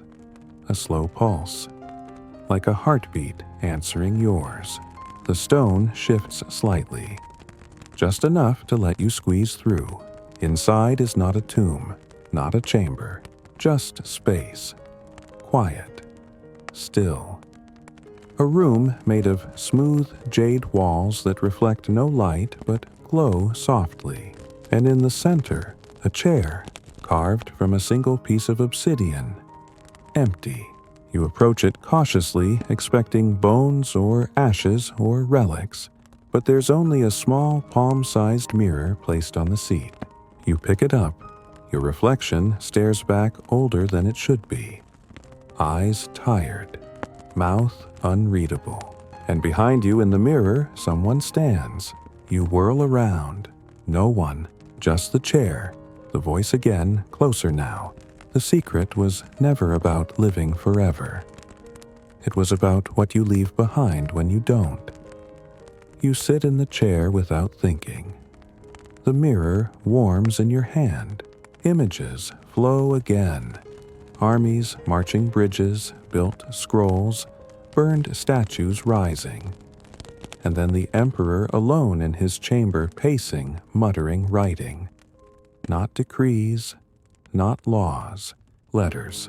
To whom? To himself. Tome Lien, you'll never know. But one thing becomes clear: he wasn't afraid of death. Not really. He was afraid of erasure, of disappearing so completely that even the myths wouldn't bother mentioning him. He wanted to burn so bright that no one could forget. And in doing so, he scorched everything else.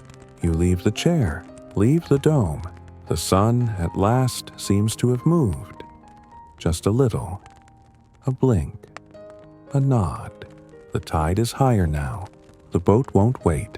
As you board, Crab raises an eyebrow. Find what you were looking for.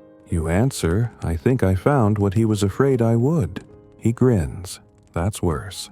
The boat turns the island, shrinking behind you like a dream you can't quite recall. The wind picks up. The real world returns. Cell towers flicker into signal. The sea smells normal again, but something inside you has shifted. And though you left the mirror behind, the reflection still lingers.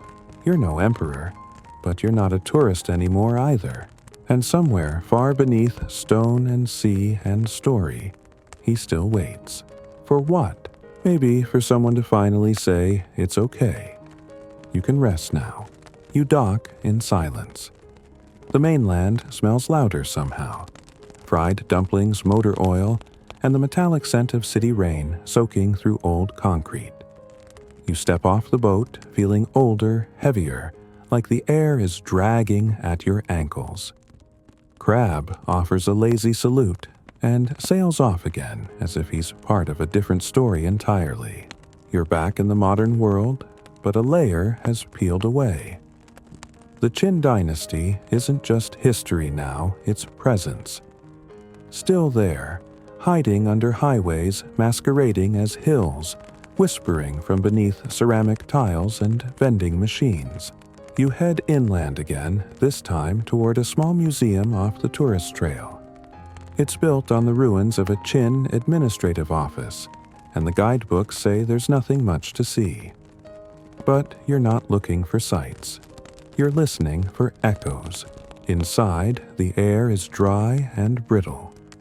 Fluorescent lights buzz like bored insects.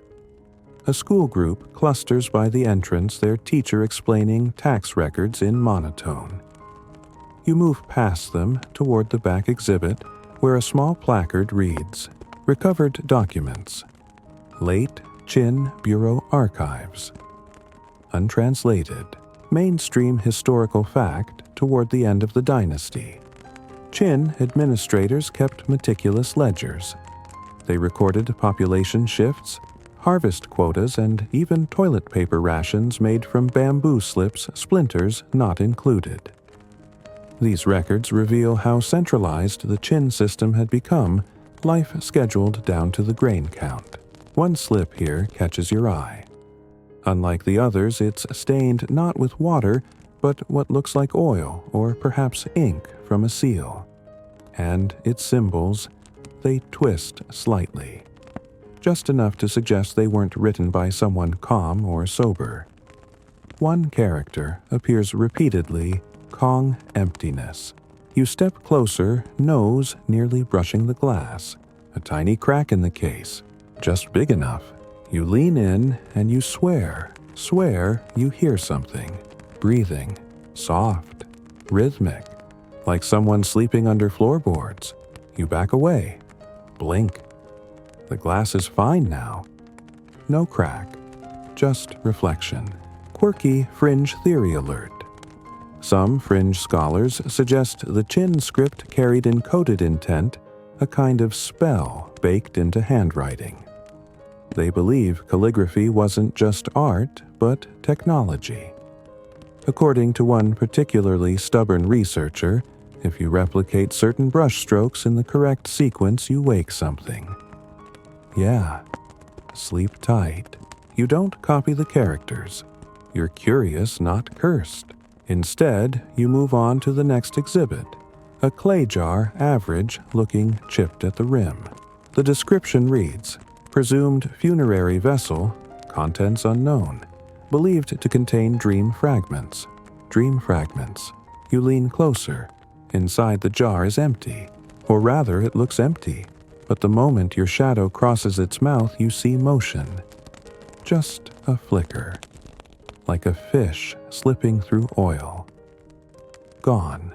You don't stick around for the gift shop. Outside, the rain has started again. Thin needles that prick your scalp and soak through your collar. The sky hangs low and bruised. You walk along the old wall, what remains of the inner fortress from the Qin capital. Once, this would have been painted red and gold, soldiers lined in perfect rows, banners snapping in imperial wind. Now, tourists pose with selfie sticks and argue about where to get noodles. It's here beside a cracked stone stele that an old man waves you over. He's selling postcards but doesn't seem interested in pushing them, just watching. His eyes are too sharp for someone that still. You've been to the island, he says. You freeze. Crab said you might stop here. Of course he did. The man gestures for you to sit. Offers tea so bitter it feels like a dare. He says nothing for a long time, just sips, watches the wall. Finally, do you know why the dynasty collapsed so quickly? You nod. After Qin Shi Huang died, his son took over. Bad leadership, corruption, revolts. He shakes his head. No, it fell because it was too afraid to bend. Historians still debate whether the Qin collapse was due to structural overreach or moral rigidity. Some argue the emperor's ruthless efficiency planted the seeds of rebellion. Too many farmers conscripted. Too many scholars silenced too much order at the expense of resilience. Like a glass sword, sharp, impressive, and destined to shatter. The emperor wanted to live forever, the man says. But he forgot how to let things live. You sit with that. Let it thud around your skull like a loose marble. And then he stands suddenly finished with you.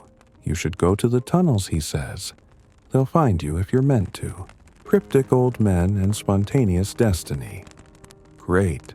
You start walking again, this time, toward a hill, known only by its nickname, the Hollow Step. Locals say it's haunted, not by ghosts, but by memories. The stone steps sound solid until you reach one near the top, and then it echoes like you're stepping into a cavern. No one's ever found a cave beneath it. But the sound remains. Constant, unexplained. You climb slowly. The rain eases. Fog curls at your feet. At the top, you hear it. Hollow. A single step with no weight. And then the ground opens. No dramatic collapse, no heroic plunge. Just a quiet shift and suddenly you're sliding. Down a slope slick with moss and thyme. When you stop, it's utterly dark. You listen. You're breathing. Drips. Maybe rats. Maybe something older. A light flickers to life. It's a lantern. Metal, ancient. But it ignites in your hand like it recognizes you. The walls around you glisten, not rock. Clay bricks, stamped with the Qin seal. You're in a tunnel, one of many.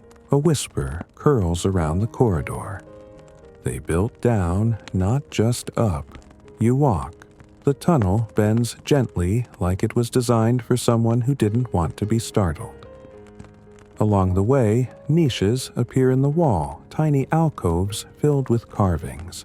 Faces, dozens, all different, all watching. Some smiling, some crying, one winking. You don't stop. You pass a mural half faded, half vivid, showing a man pressing a seal into a dragon's skull. The dragon is alive, screaming, but the seal glows. The caption beneath reads, "Power is borrowed, and the debt is eternal." You touch the wall. It's warm, and then you hear it again, breathing. But this time it isn't soft. It's labored, right ahead. You raise the lantern and see the door. The door isn't grand. No gleaming gold, no intimidating archway carved with divine beasts. Just thick wood, bound in iron warped with age and humidity, wedged into the tunnel wall like it was never meant to be found. Yet, here it is.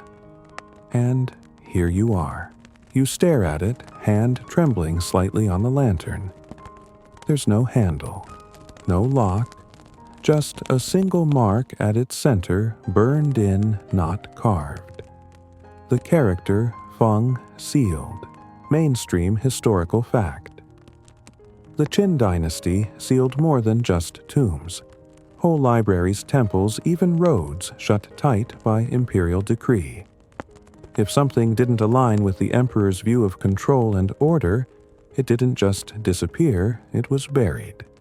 Literally. A form of historical erasure by architectural decree. You reach out.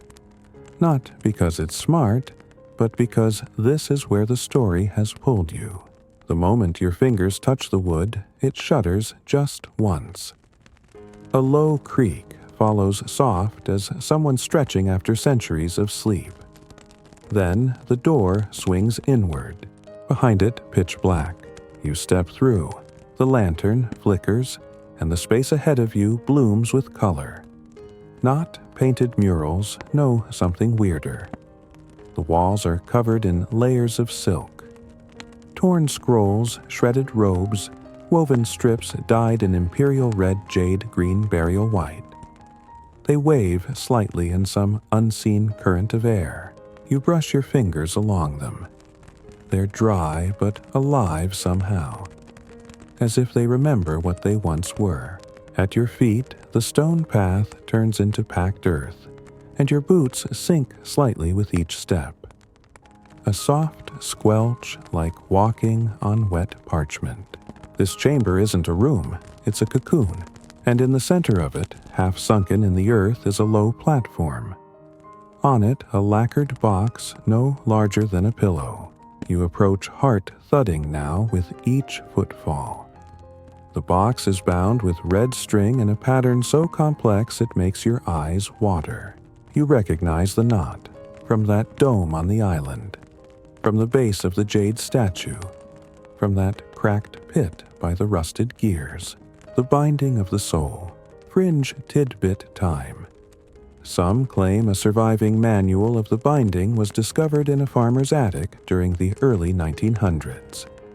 It was swiftly confiscated by local officials and never surfaced again. Rumors say the final page reads, "He must sleep until silence becomes stone." You kneel beside the box. There's no key, no clasp, just the string. You shouldn't untie it. Every instinct screams no. So, of course, your fingers start working the knots loose. The string comes away easily. Too easily. Like it's been waiting for you. The box opens. Inside is a scroll. Wrapped around, nothing. Just empty air. But the scroll floats. Lifts gently as though pulled upward by memory itself. You take it, unroll it. The characters are fresh. Ink so dark it looks wet. You read, "I ruled, I raged, I built forever, and yet I do not know if I was real." The breath in the tunnel changes, grows colder, sharper. You hear a soft laugh, not mocking, not evil, just tired. You turn. Someone stands behind you now. He looks like any old man. Robes, faded beard, uneven skin, parchment thin. His eyes, though they carry centuries, Do you know what immortality really is? He asks. You manage to shake your head. It's not living forever. It's being remembered wrong. He smiles. They called me tyrant, genius, demon, God. And not once did they get it right. You try to speak. He raises a hand. I'm not here. Not really. I'm just what's left when the story won't let go. Historians still argue whether Qin Shi Huang's obsession with immortality was sincere or symbolic. Some claim it masked a deeper dread not of death, but of misunderstanding, of being remembered for the wrong reasons, or worse, being remembered without meaning. The old man turns, walking slowly around the chamber, brushing the silken walls. Every time someone digs, he says they make up a new version of me. A little louder, a little meaner, a little more convenient. You ask quietly why he's still here. He stops, looks at you. I don't know. Maybe I forgot how to leave. You hold up the scroll. What is this? He shrugs. A last thought, maybe a lie, maybe a curse, or maybe it's yours now. And then he fades. No poof, no drama. He just stops needing to be seen. The scroll crumbles in your hands, ashes soft and warm. You leave the box open, walk slowly back to the door. As you pass the silken walls, they still wave, but now in time with your breath. They're listening. You step through the door. It shuts behind you with a soft click, and you're alone again, back in the tunnel. You walk upward now, the path gentle but endless. Like the Qin's vision, eternal, unbending, and blind to its own weight. Eventually, the tunnel splits into three. Left a faint glow, middle silence. Right wind. You pick wind. The air there smells of rain moss and distance. You walk, and as you go, the tunnel narrows, then widens, then finally opens to a clearing under the sky. A real sky. Clouds finally moving. You exhale. Deep, slow. And when you do, the wind echoes your breath back to you. You look down. Your shadow stretches long, but it's not just yours. It's joined. Another shadow beside you, perfectly in sync. Then it fades, and you're whole again. Not haunted, not chosen, just awake. You sit in the clearing for a while, letting your heart settle into a slower rhythm. The moss beneath you is cool and thick, and the wind teases the grass with that soft, hushing sound that always makes you feel like the earth itself is breathing. For the first time in what feels like forever, there's no urgency, no whispers, no footsteps chasing you down a hall of history. Just you, and the strange fact that you've seen the Qin Emperor, or some memory of him. You lie back, watching the clouds drift across the sky. They look like ink blots smeared across parchment. The sort of clouds that make you think about questions without answers. Like, if an emperor lives on in stories, is he still alive? And if a dynasty dies but its rules and roads remain, did it ever really end? Mainstream fact time, though. The Qin Dynasty only officially lasted from 221 to 206 BCE. Its influence outlived it by millennia. The standardized script measurements and centralized bureaucracy formed the bedrock for nearly every dynasty that followed. Some scholars even argue that modern China is more Qin than Han, more about the system than the stories. You close your eyes. Somewhere nearby, a bird trills. Then another answers in a slightly different pitch, like they're tuning themselves to a forgotten song. The wind carries a smell, now wood smoke faint and dry. You sit up slowly. There, at the far edge of the clearing, is a structure you didn't see before. A pavilion, sloped roof. Red, lacquered beams peeled gray by time. It shouldn't be there. But then again, neither should you. You walk toward it, steps quiet, the grass muffling each footfall. As you approach, you see someone inside. She's seated, cross-legged head, bowed fingers moving rhythmically across a long zither the guqin. The sound is fragile, like it might dissolve if you listen too hard. Just 7 strings, but they echo like 70. You step into the pavilion's shade. She doesn't look up, but speaks. You brought the silence with you. Good. You wait. Still playing, she continues. Most people bring noise. Questions. The kind that break things. But not you. You finally speak. Who are you? A pause. A plucked harmonic lingers like incense smoke. I'm what's left when something beautiful refuses to be forgotten. Okay, cryptic musical spirit. Sure, you sit. Is this still the Qin Dynasty? She laughs softly. Isn't it always? She finishes the phrase and lets her hands rest. You've heard the emperors and their tombs, the stones and the swords. But have you heard the stories they tried to erase? Quirky tidbit, incoming, buried deep in local folklore, are tales of women who whispered truths into the emperor's ears, not concubines, but scribes, trained not just in writing, but in memory. According to legend, these silent sisters carried records not on paper, but in perfect recitation. They vanished when the dynasty fell. No graves, no scrolls, just vanished. She looks at you now. Her eyes are ancient but not old. They called us fiction. Convenient. Pretty lies. But we remembered the parts they wanted to forget. You lean in, curiosity coiling around your spine. Like what? She smiles. Like the failed elixir. The what now? The emperor drank something. Not mercury. Not jade dust. Something else. Something made from a fungus found only beneath the southern mountains. It didn't grant immortality. It fragmented him. You blink. Fragmented. She gestures at the air between you. Scattered. Like glass dropped on tile. Some pieces stayed in his bones. Others in scrolls. One in a dream. One in a statue. And one. She touches her chest.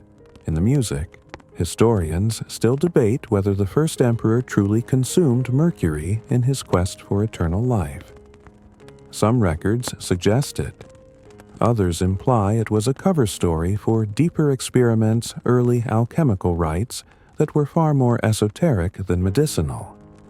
Some modern researchers whisper about the fragmentation theory, a fringe idea that he succeeded not in preserving his body, but in embedding parts of himself into objects, places, even memories. You suddenly realize how many strange things you've seen. The jade statue, the stitched box, the scroll that spoke, the breathing walls, fragments. You ask her, what happens if they come back together? She looks toward the sky. I don't know. Maybe he wakes. Maybe he weeps. Maybe he rewrites everything. You feel a chill skate down your spine. Is someone trying to put him back together? She nods slowly. The archivists. That's what they call themselves now. They don't wear robes. They don't carry spears. Just computers, lasers, and translation software. They think if they decode enough, extract enough. She stops. You wait. Finally, she finishes. They'll never find the last piece, because it's not in a temple. You ask where it is. She looks you dead in the eye. It's in choice. His dream only works if someone says yes. You sit back, that loose marble of dread rolling around again in your head. You think of the old man near the wall, of Crab, of the whisper under the floorboards. You've been nudged, guided, maybe even chosen. But you haven't agreed. Not yet. Can I say no? Her smile softens. That's the most Qin thing you could do. She resumes playing. The notes float again, this time like dust motes in sunlight. You close your eyes, listen, and somewhere within the layers of harmony, you hear a voice. Not hers, not yours, but familiar. I built a world without trust. I see that now. You open your eyes. The pavilion is empty. No Guqin, no woman, just you, and a single black stone left where she sat, carved with the word listen. You pocket it. Gently, like a promise, you walk again. The path has reformed. Smooth stone now winding down through forest speckled with sunlight. Leaves whisper above. The kind of whisper that means you've been seen, but you're safe. And that's when you realize maybe this journey was never about what was buried. Maybe it was about what survived.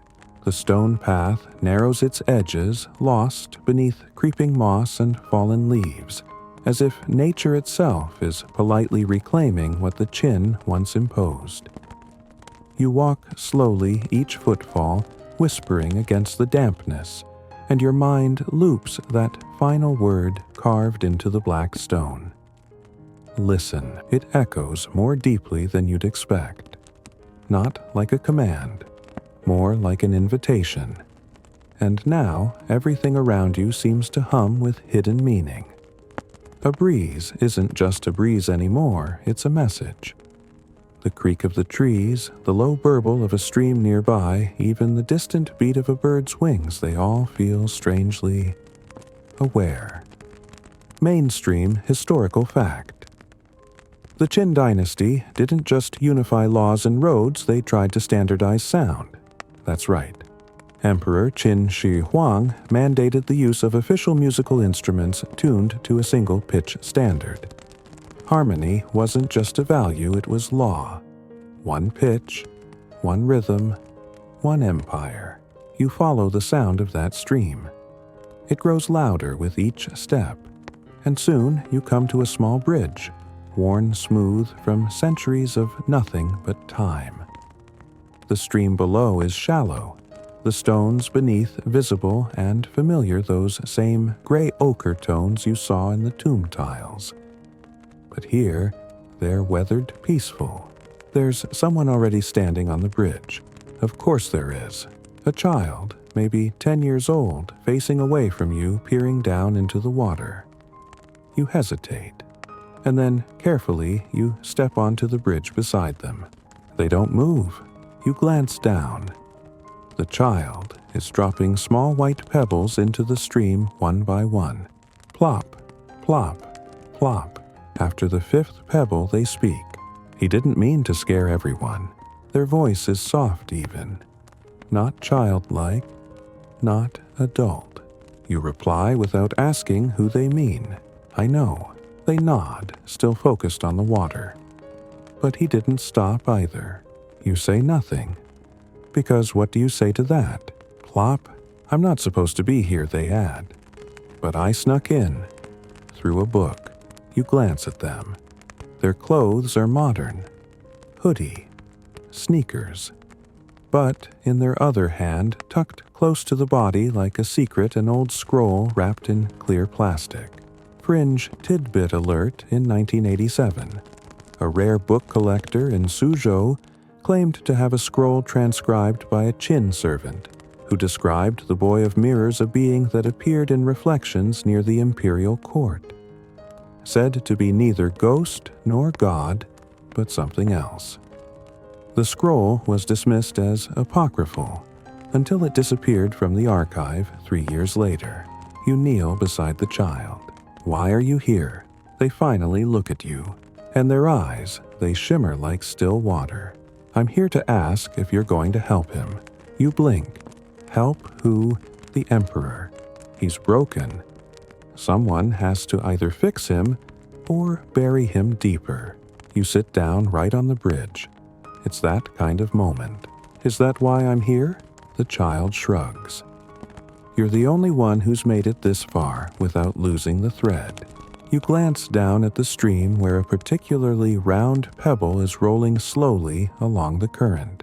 And what happens if I choose not to do either? They smile. Then the story waits for someone else. That chill again. The idea that stories aren't just things we tell, but things that use us if we don't pay attention. Historians still argue whether Qin Shi Huang ever feared legacy more than mortality. Was his drive for unity about eternal peace, or erasing all alternatives to his version of the truth? Some claim his obsession with unifying everything, weights, laws, roads, even thoughts, was an act of ultimate loneliness. Because what is uniformity if not a defense against disagreement? The child holds out a final pebble to you. White, smooth, cool in your palm. If you drop this one, something will change. You hesitate. Then slowly you let it fall. Plop. The water flares for a moment. Yes, flares like moonlight suddenly sharpened. Then it's gone. You and the child sit in silence. A moment passed. A choice made. But nothing obvious has changed. Yet, the child stands. You'll want to find the mirror garden next. Of course, there's a mirror garden. Where? They point downstream. Follow the sound that doesn't echo. You watch them walk off the bridge and into the forest. No path, no trail, just gone. You sit for a few more breaths, absorbing the stillness. Then, reluctantly, you rise. You follow the stream. And now you're listening differently. Not for the sound itself, but for the absence of echo. A few birds chirp overhead. Their calls bounce. The water rushes softly. That echoes too. But then you hear something else. A low chime, like a bell rung underwater. It doesn't echo, not even a whisper. You follow it. The forest changes as you go. The trees lean inward. Bark, pale leaves, translucent. You pass under hanging vines, some covered in script characters that fade as soon as you glance at them directly. Then the trees stop. You step into a clearing made entirely of glass. Not mirrors, glass, walls, floor. Even the trees here are shaped from some hardened translucent crystal. Light bends in strange angles. You see yourself 1,000 times, but always just out of sync. A hand moves a second too late. A blink that doesn't match. A shadow that forgets to follow. You're in the mirror garden. You step carefully. At the center of the space is a circle of broken glass benches. Shattered. As though something too heavy tried to sit on history and cracked it. You approach the center. There, suspended in midair, is a drop of ink. Not falling, not frozen, just hovering. It pulses once as you near, then splashes into the air, forming a word. Return. Another pulse, or rewrite. You reach toward the floating ink, and the world around you bends. Not breaks, bends like hot metal before the strike. Your reflection finally matches you, and it smiles. Not your smile, something colder, older. Then it vanishes. You're alone again, just the sound of your breath, and that single silent chime. You stand motionless, hand still extended into the quiet hum of air where the floating ink once lingered. That silent chime echoes again, or rather doesn't. It swells like a breath held too long, pressing into your chest, and then vanishes. No echo, just space. You lower your arm. Something in you has changed. You're not sure what, but you feel it behind the eyes, humming gently like the flicker of a light bulb warming up. You look around the mirror garden. It's still dazzling in its surreal precision, your reflection multiplied. Tilted, paused mid-step or mid-blink. Each version just a beat off. Then they all move in unison. One blink, one breath, one nod, and you walk forward. Your foot touches something new. Not glass, not earth, a tiled floor. As you move ahead, the garden collapses in on itself quietly like a folding fan, closing until you're walking a wide corridor lit by unseen light. The walls smooth as inkstones, the floor traced with silver characters. You're deep underground again, back in the bones of the empire. But something's different now. The air is thicker, charged. You walk for what could be moments or hours. Time has lost its bite until you reach a chamber. It's circular, wide as a planetarium, and filled with statues. But not just any statues. These are of the emperor, hundreds of him, each slightly different. In one, he's young, wide-eyed. In another, middle-aged, solemn. In yet another, ancient and skeletal jaw clenched tight. You walk among them. Each has a plaque, but not names, emotions. Doubt, fury, grief, hope. Mainstream history says Qin Shi Huang was obsessed with controlling his image. He commissioned dozens of likenesses, burned others, and had sculptors executed for dishonest cheekbones. Okay, we made up the cheekbone part, but he was serious about managing his face across the empire. But this is something else. Each version of him cataloged by feeling. You pause in front of one simply labeled loneliness. It's the only one sitting, head in hands, robes undone. No crown. You sit down across from it, and you wait. The longer you sit, the more you feel the room. Soften. The silver script on the floor pulses faintly, almost like breath. And something ancient presses against the edges of your thoughts. Then, like a whisper, just beyond comprehension, you hear it. Do you think I wanted to live forever? You don't answer aloud. It doesn't seem necessary. Another whisper. They promised unity. They gave me silence. It's coming from the statue. You lean forward. I only wanted to be understood. Fringe tidbit. A few fringe historians have proposed that buried in the lowest tier of the emperor's tomb, deeper than even the terracotta army, there's a chamber that holds not treasure or weapons, but a recording. Not written, not visual. Something closer to a psychic imprint. A final confession stored in resonance patterns and encoded stone. Of course, it's never been found. Or, if it has no one saying, you whisper back, I don't think you're a monster. The silence that follows is enormous, not empty, just holding something, like a breath. Then the statue shifts, only slightly, a twitch of a finger. You don't scream, but you do blink a lot. The figure lifts its head. It doesn't speak. But a tear of mercury rolls from one stone eye, tracing down the cheek and vanishing into the floor with a hiss. The other statues turn to face you, all at once, not threateningly. More like they've finally noticed you. A beam of light descends from above, illuminating the center of the chamber. In it a scroll, suspended in midair, its edges frayed, its ribbon undone. You walk toward it. Historians still argue whether the emperor ever wrote anything personal. His official decrees were always transcribed by scribes sealed in jade tubes and carried by imperial runners. But some whisper of a single scroll written by the emperor himself.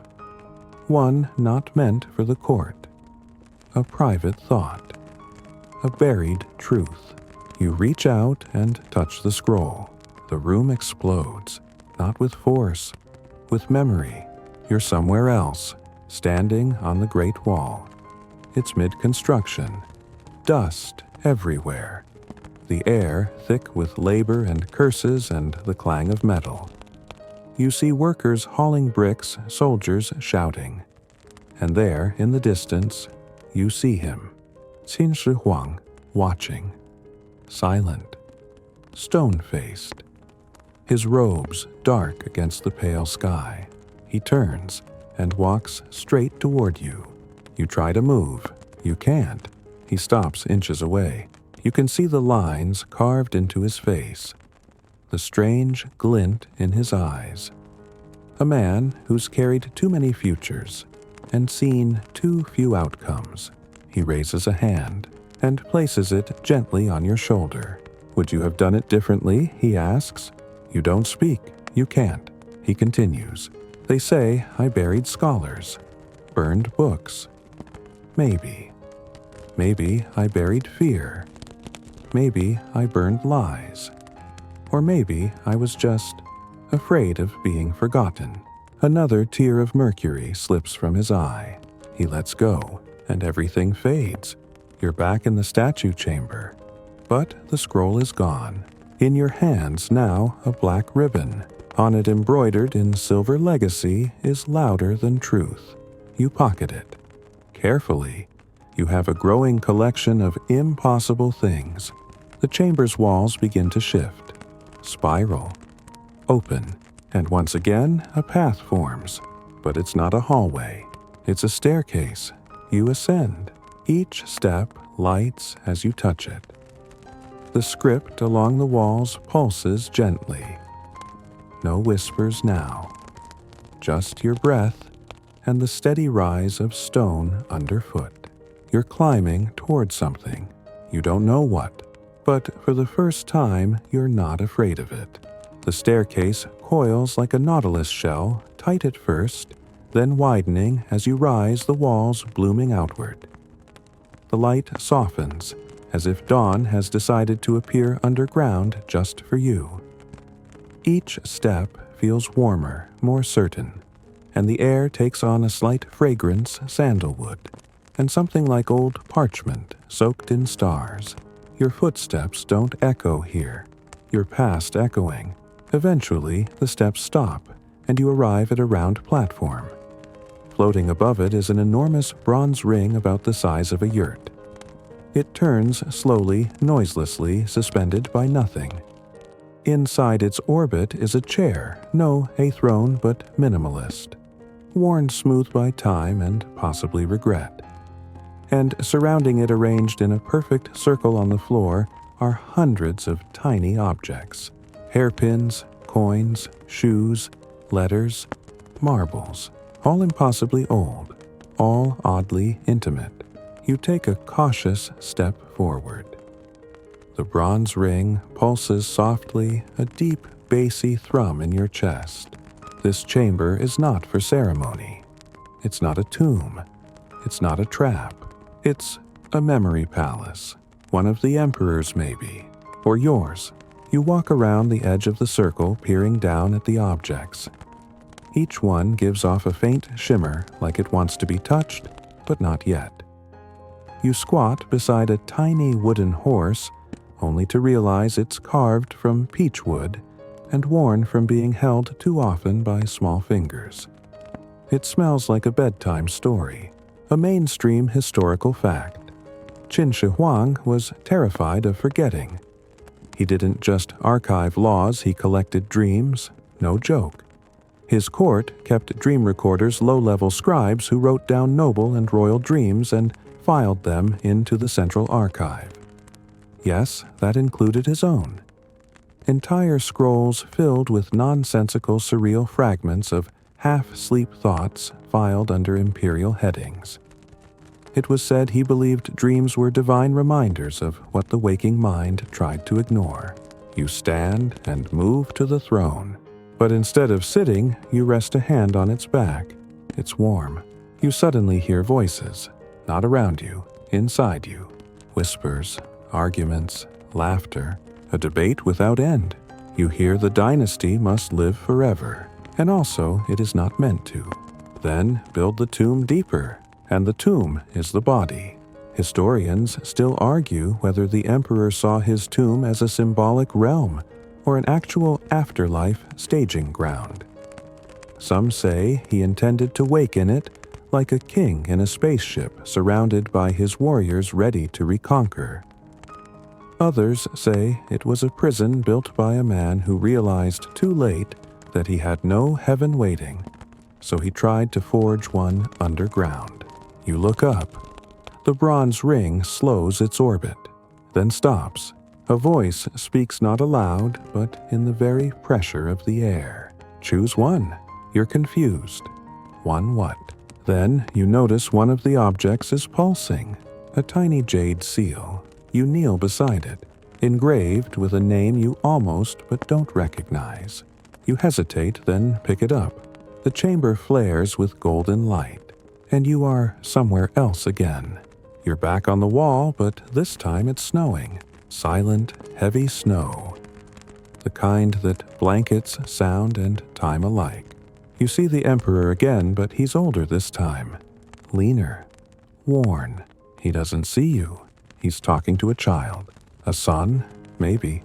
The boy looks scared. His feet are bare on the cold stone, but he doesn't flinch. The Emperor kneels and offers the seal.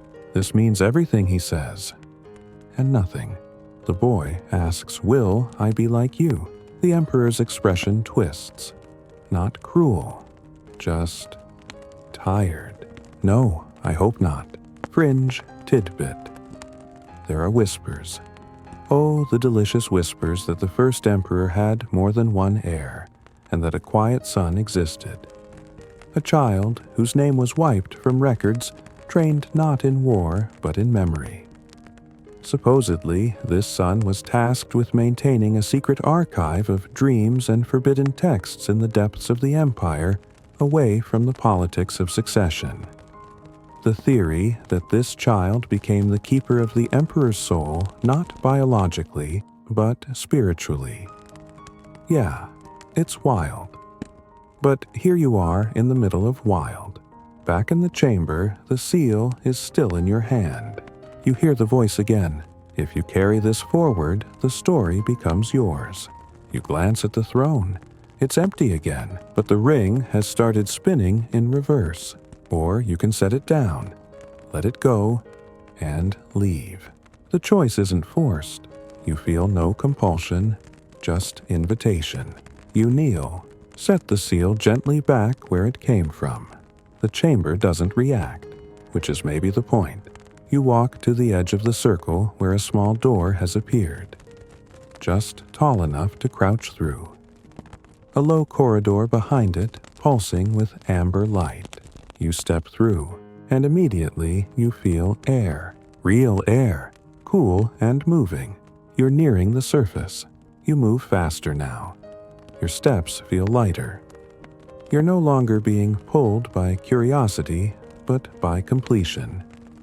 There's something up ahead you're finally ready to meet. A ramp curls upward, the walls now marked with thin metal veins, silver and copper, pulsing gently like capillaries. And then you see it. An opening, circular, the size of a giant's eye, and beyond it sky, actual sky. You step out into the open, and everything is silent. You're in a garden, but not the mirror garden. This is older, wilder, the kind of place that existed before emperors, before scrolls, before thought had shape. Trees loom like ancient sentinels, their bark etched with unintelligible symbols. Birds flutter overhead, species you've never seen before and will likely never see again. The air smells like wet stone and memory. At the center of the garden, a pool, black as ink, still as glass, and at its edge a man. He wears no crown, no robes, just a plain tunic. His hair is long, gray. His eyes are closed. You walk to the edge and sit beside him. Neither of you speaks, not at first. Finally, he opens one eye and smiles. You made it. You nod. He gestures to the pool. It's not deep, but it reflects more than it should. You look, you see yourself, but also not. You see the path you've taken, the choices, the strange child, the whispers, the scrolls, the statues tear. You see that you're not just a visitor here. You've become part of the story. You lean closer, and for the first time, your reflection nods back at you, of its own accord, then vanishes. You look to the man, but he's gone. Just his footprints in the moss already fading. And you're alone again, but not lonely. The wind stirs, the leaves whisper, and you rise. You walk slowly now, not out of weariness, but reverence. The air has changed. Lighter, softer, as if even gravity is giving you some grace for making it this far. The garden stretches in every direction, but you follow the path of least resistance winding between mossy stones and towering pines. There are no signs, no guardians, no symbols, just you, and ahead something glints in the underbrush. You stoop. It's a comb, simple, wooden, worn smooth by years of use. You turn it over in your hand. On the back is a tiny carving a rabbit. Not fierce, just curled into sleep, as if it once belonged to someone who needed comfort more than conquest. Fringe tidbit. In one of the lesser-known folk tales attributed to the Qin Dynasty, there's mention of an emperor's concubine who kept a pet rabbit and used its image as her secret signature on notes passed within the palace. Her existence isn't recorded officially, but graffiti on a wall fragment unearthed in a worker's barracks showed a woman cradling a rabbit, captioned with the phrase, "She knew too much to speak." The implication, not all influence wore crowns. You tuck the comb into your sleeve. Another relic, another story. The path narrows, shrinks to a tunnel of vines and shade. You pass through. On the other side, a pavilion, ancient, slanted, its beams carved with constellations. And in its center, hovering just above the stone floor, is a cube of glass, perfectly still. Inside it, a city, a miniature replica. Wait, no, it's moving. You lean in. You recognize the layout, the palaces, the river, the walls. This is Xianyang, the Qin capital rebuilt inside glass preserved in time like a snow globe from 220 BCE. You watch as tiny figures bustle through the streets. Markets flourish. Soldiers march. Courtiers strut in stiff robes. It's so detailed, you almost forget it isn't alive. Then you see him, the emperor. Tiny, yes, but distinct. He's standing on a balcony, watching over it all. Then you blink, and now he's gone. You turn to leave, but something holds you. A small voice inside says, "Stay a moment longer." So you do, and slowly the cube begins to change. The city within crumbles. Walls fall. Fires bloom. Figures scatter. You're witnessing its fall in fast motion. You hear nothing, but you feel it. The unraveling. The forgetting.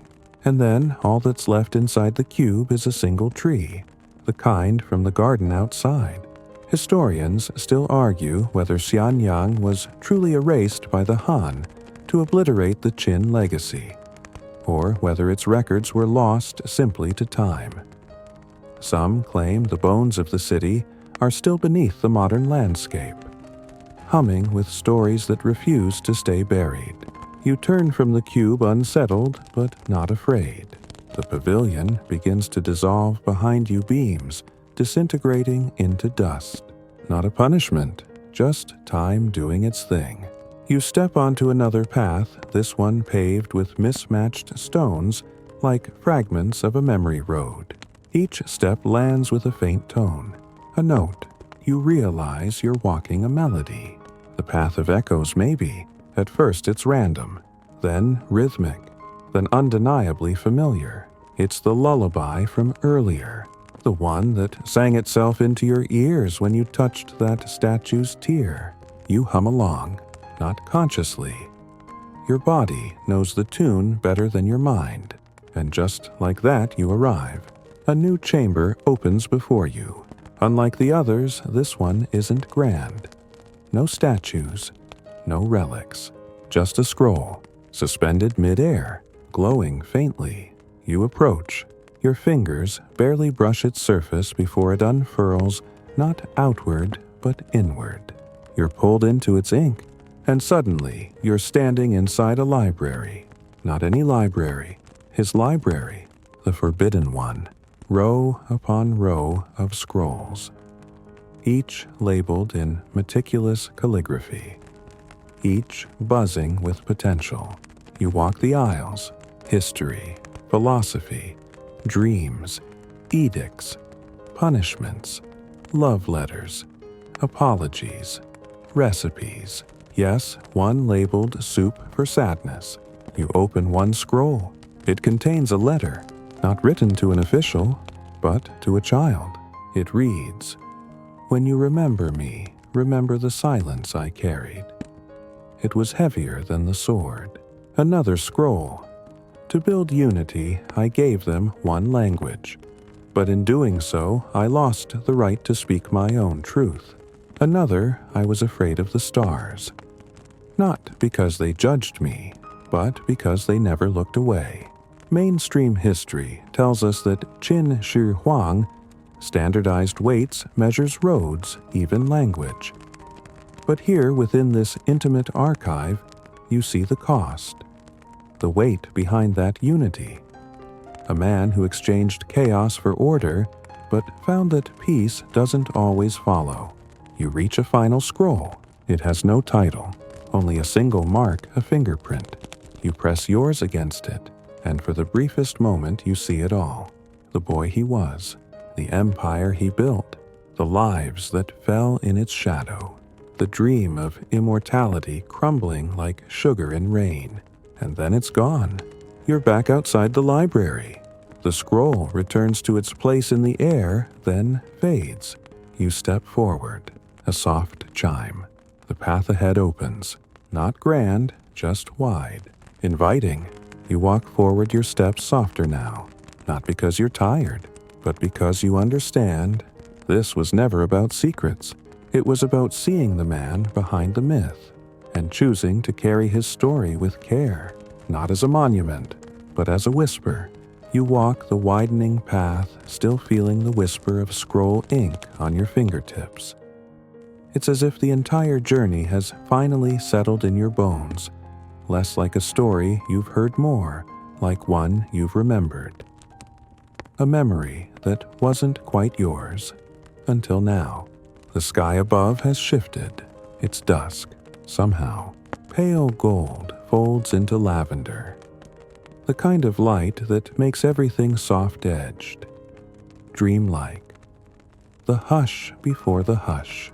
You're approaching a courtyard, but not one of grandeur. This one is modest, almost humble. The kind of place you'd sip tea at sunrise if you'd just given up being emperor and picked up gardening. It's quiet. You step into the space noticing a single chair. Not a throne, not carved. Just a simple wooden stool beneath an awning of woven reeds. A teapot rests on a stone beside it. Steam curls from the spout. Someone was just here, or maybe they always are. You glance around and realize this is the same courtyard from the mural back in the palace, the one half-sketched and abandoned in haste. Except here, it's finished. Real. It's been waiting. A leaf flutters down and lands on your shoulder. You don't brush it off. You sit, not on the stool, but cross-legged in the dirt. You've been walking through marble, iron, jade, and glass. Now, just earth. And it feels perfect. The teapot bubbles gently. No one pours it for you. But a small chipped cup sits beside it. You help yourself.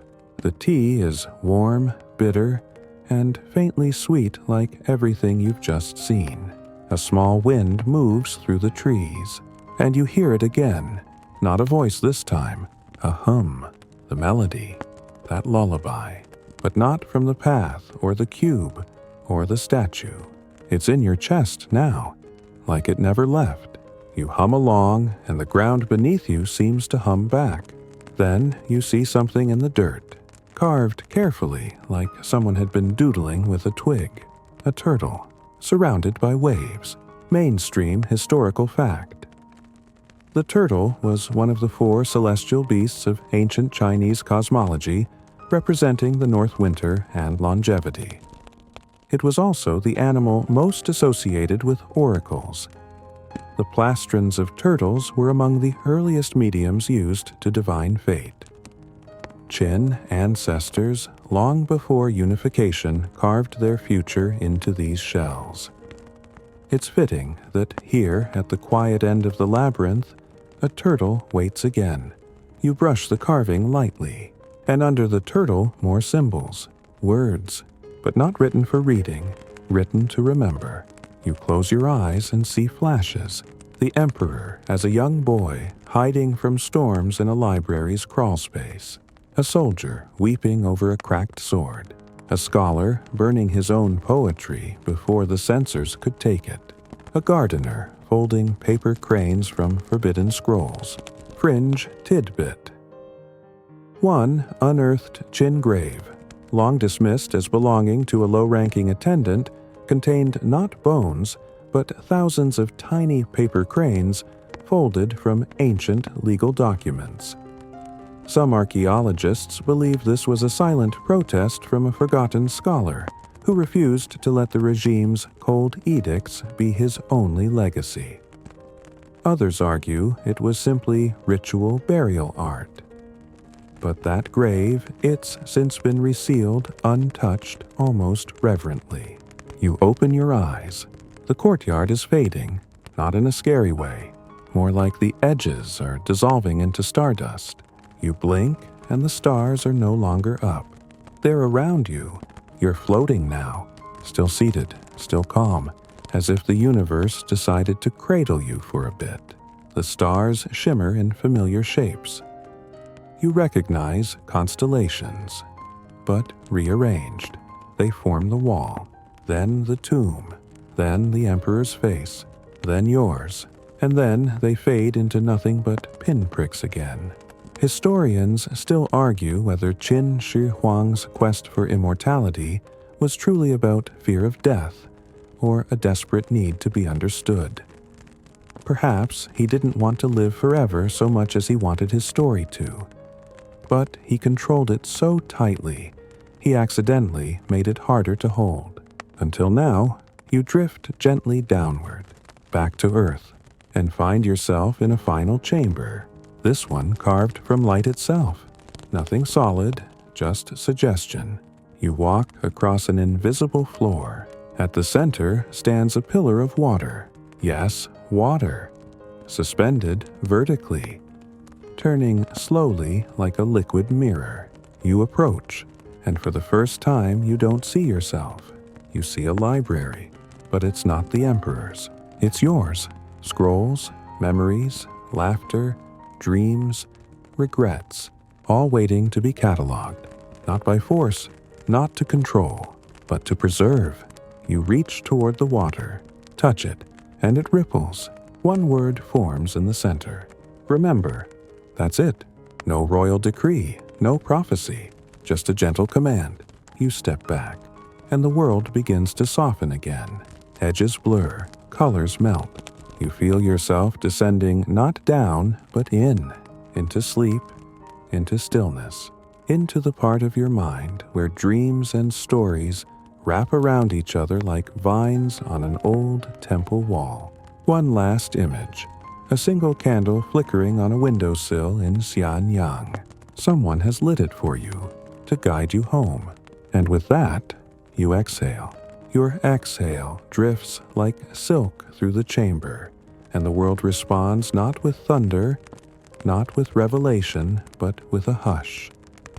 A long, loving hush, as though the story itself is sighing in relief, glad to finally be heard.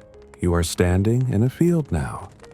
Not in a palace or a tomb, or even a dream space, but a real, unadorned open field.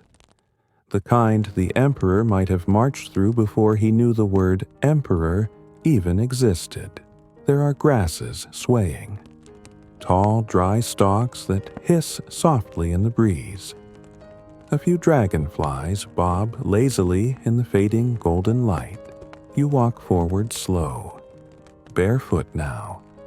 There's no need for the weight of boots or armor or expectation. A hill rises gently ahead. You climb it without urgency, feeling each step press into the earth beneath you. At the top, no shrine, no gate, just a stone. It's flat, smooth, clearly placed with care. On its surface, carved characters so weathered they're nearly lost. But somehow you don't need to read them. You already know what they say, not because you studied them, because you lived them. Mainstream fact. No definitive resting place for the emperor has ever been excavated.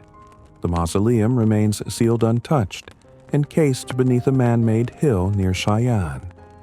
Buried chambers are believed to contain rivers of mercury and constellations of gems above a celestial map forever hidden.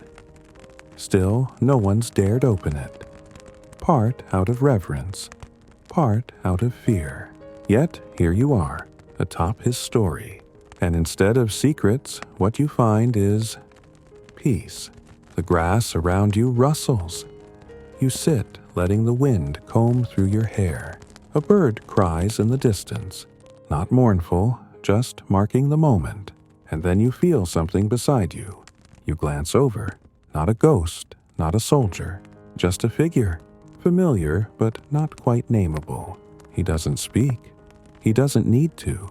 You both just sit, quiet, watching the sun fold into the land. Maybe it's him. Maybe it's you. Maybe it's everyone who ever tried too hard to be remembered.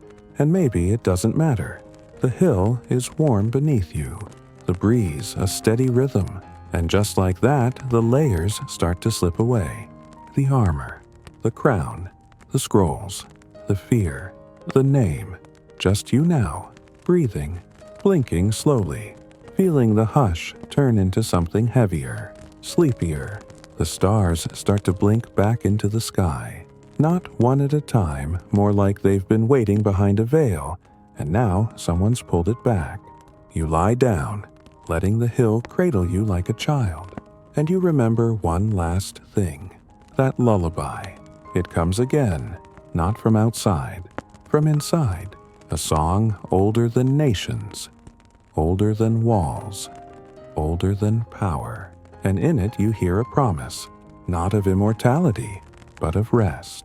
Long, deep, true rest. You close your eyes. The stars continue to shimmer. The grasses continue to sway. And the world finally lets you sleep. The breeze grows slower now, like the world itself is taking a long, final breath for the evening. The stars above shift gently soft, white light, filtering through the sky like sand falling underwater. No rush, no noise. You're not walking anymore. You're floating in a calm sea of memory where time doesn't tick, but stretches like warm honey across the quiet landscape. Everything that once seemed heavy, empires, crowns, forgotten scrolls, is now featherlight drifting behind you like autumn leaves on a pond. You feel no need to hold on. You've seen what mattered. And it's not the gold or the jade. It's the moments, the quiet cups of tea, the secret lullabies, the carved turtles and paper cranes. As you breathe in, the air smells like old books and new rain. As you breathe out, you feel your limbs loosen, every muscle untangling like threads unraveling from a dream. There's no more path to follow, no more chambers to explore. You've reached the quietest part of the night, the gentle center where stories end not with a bang, but with a whisper. Your thoughts drift slower now, less like sentences, more like echoes. And as the hush settles deeper, you realize you are safe. you are warm. And the world is still turning, but it doesn't need you to do anything more. Let it all go now. The Emperor can rest. So can you. Sleep well. End of script. Sweet dreams.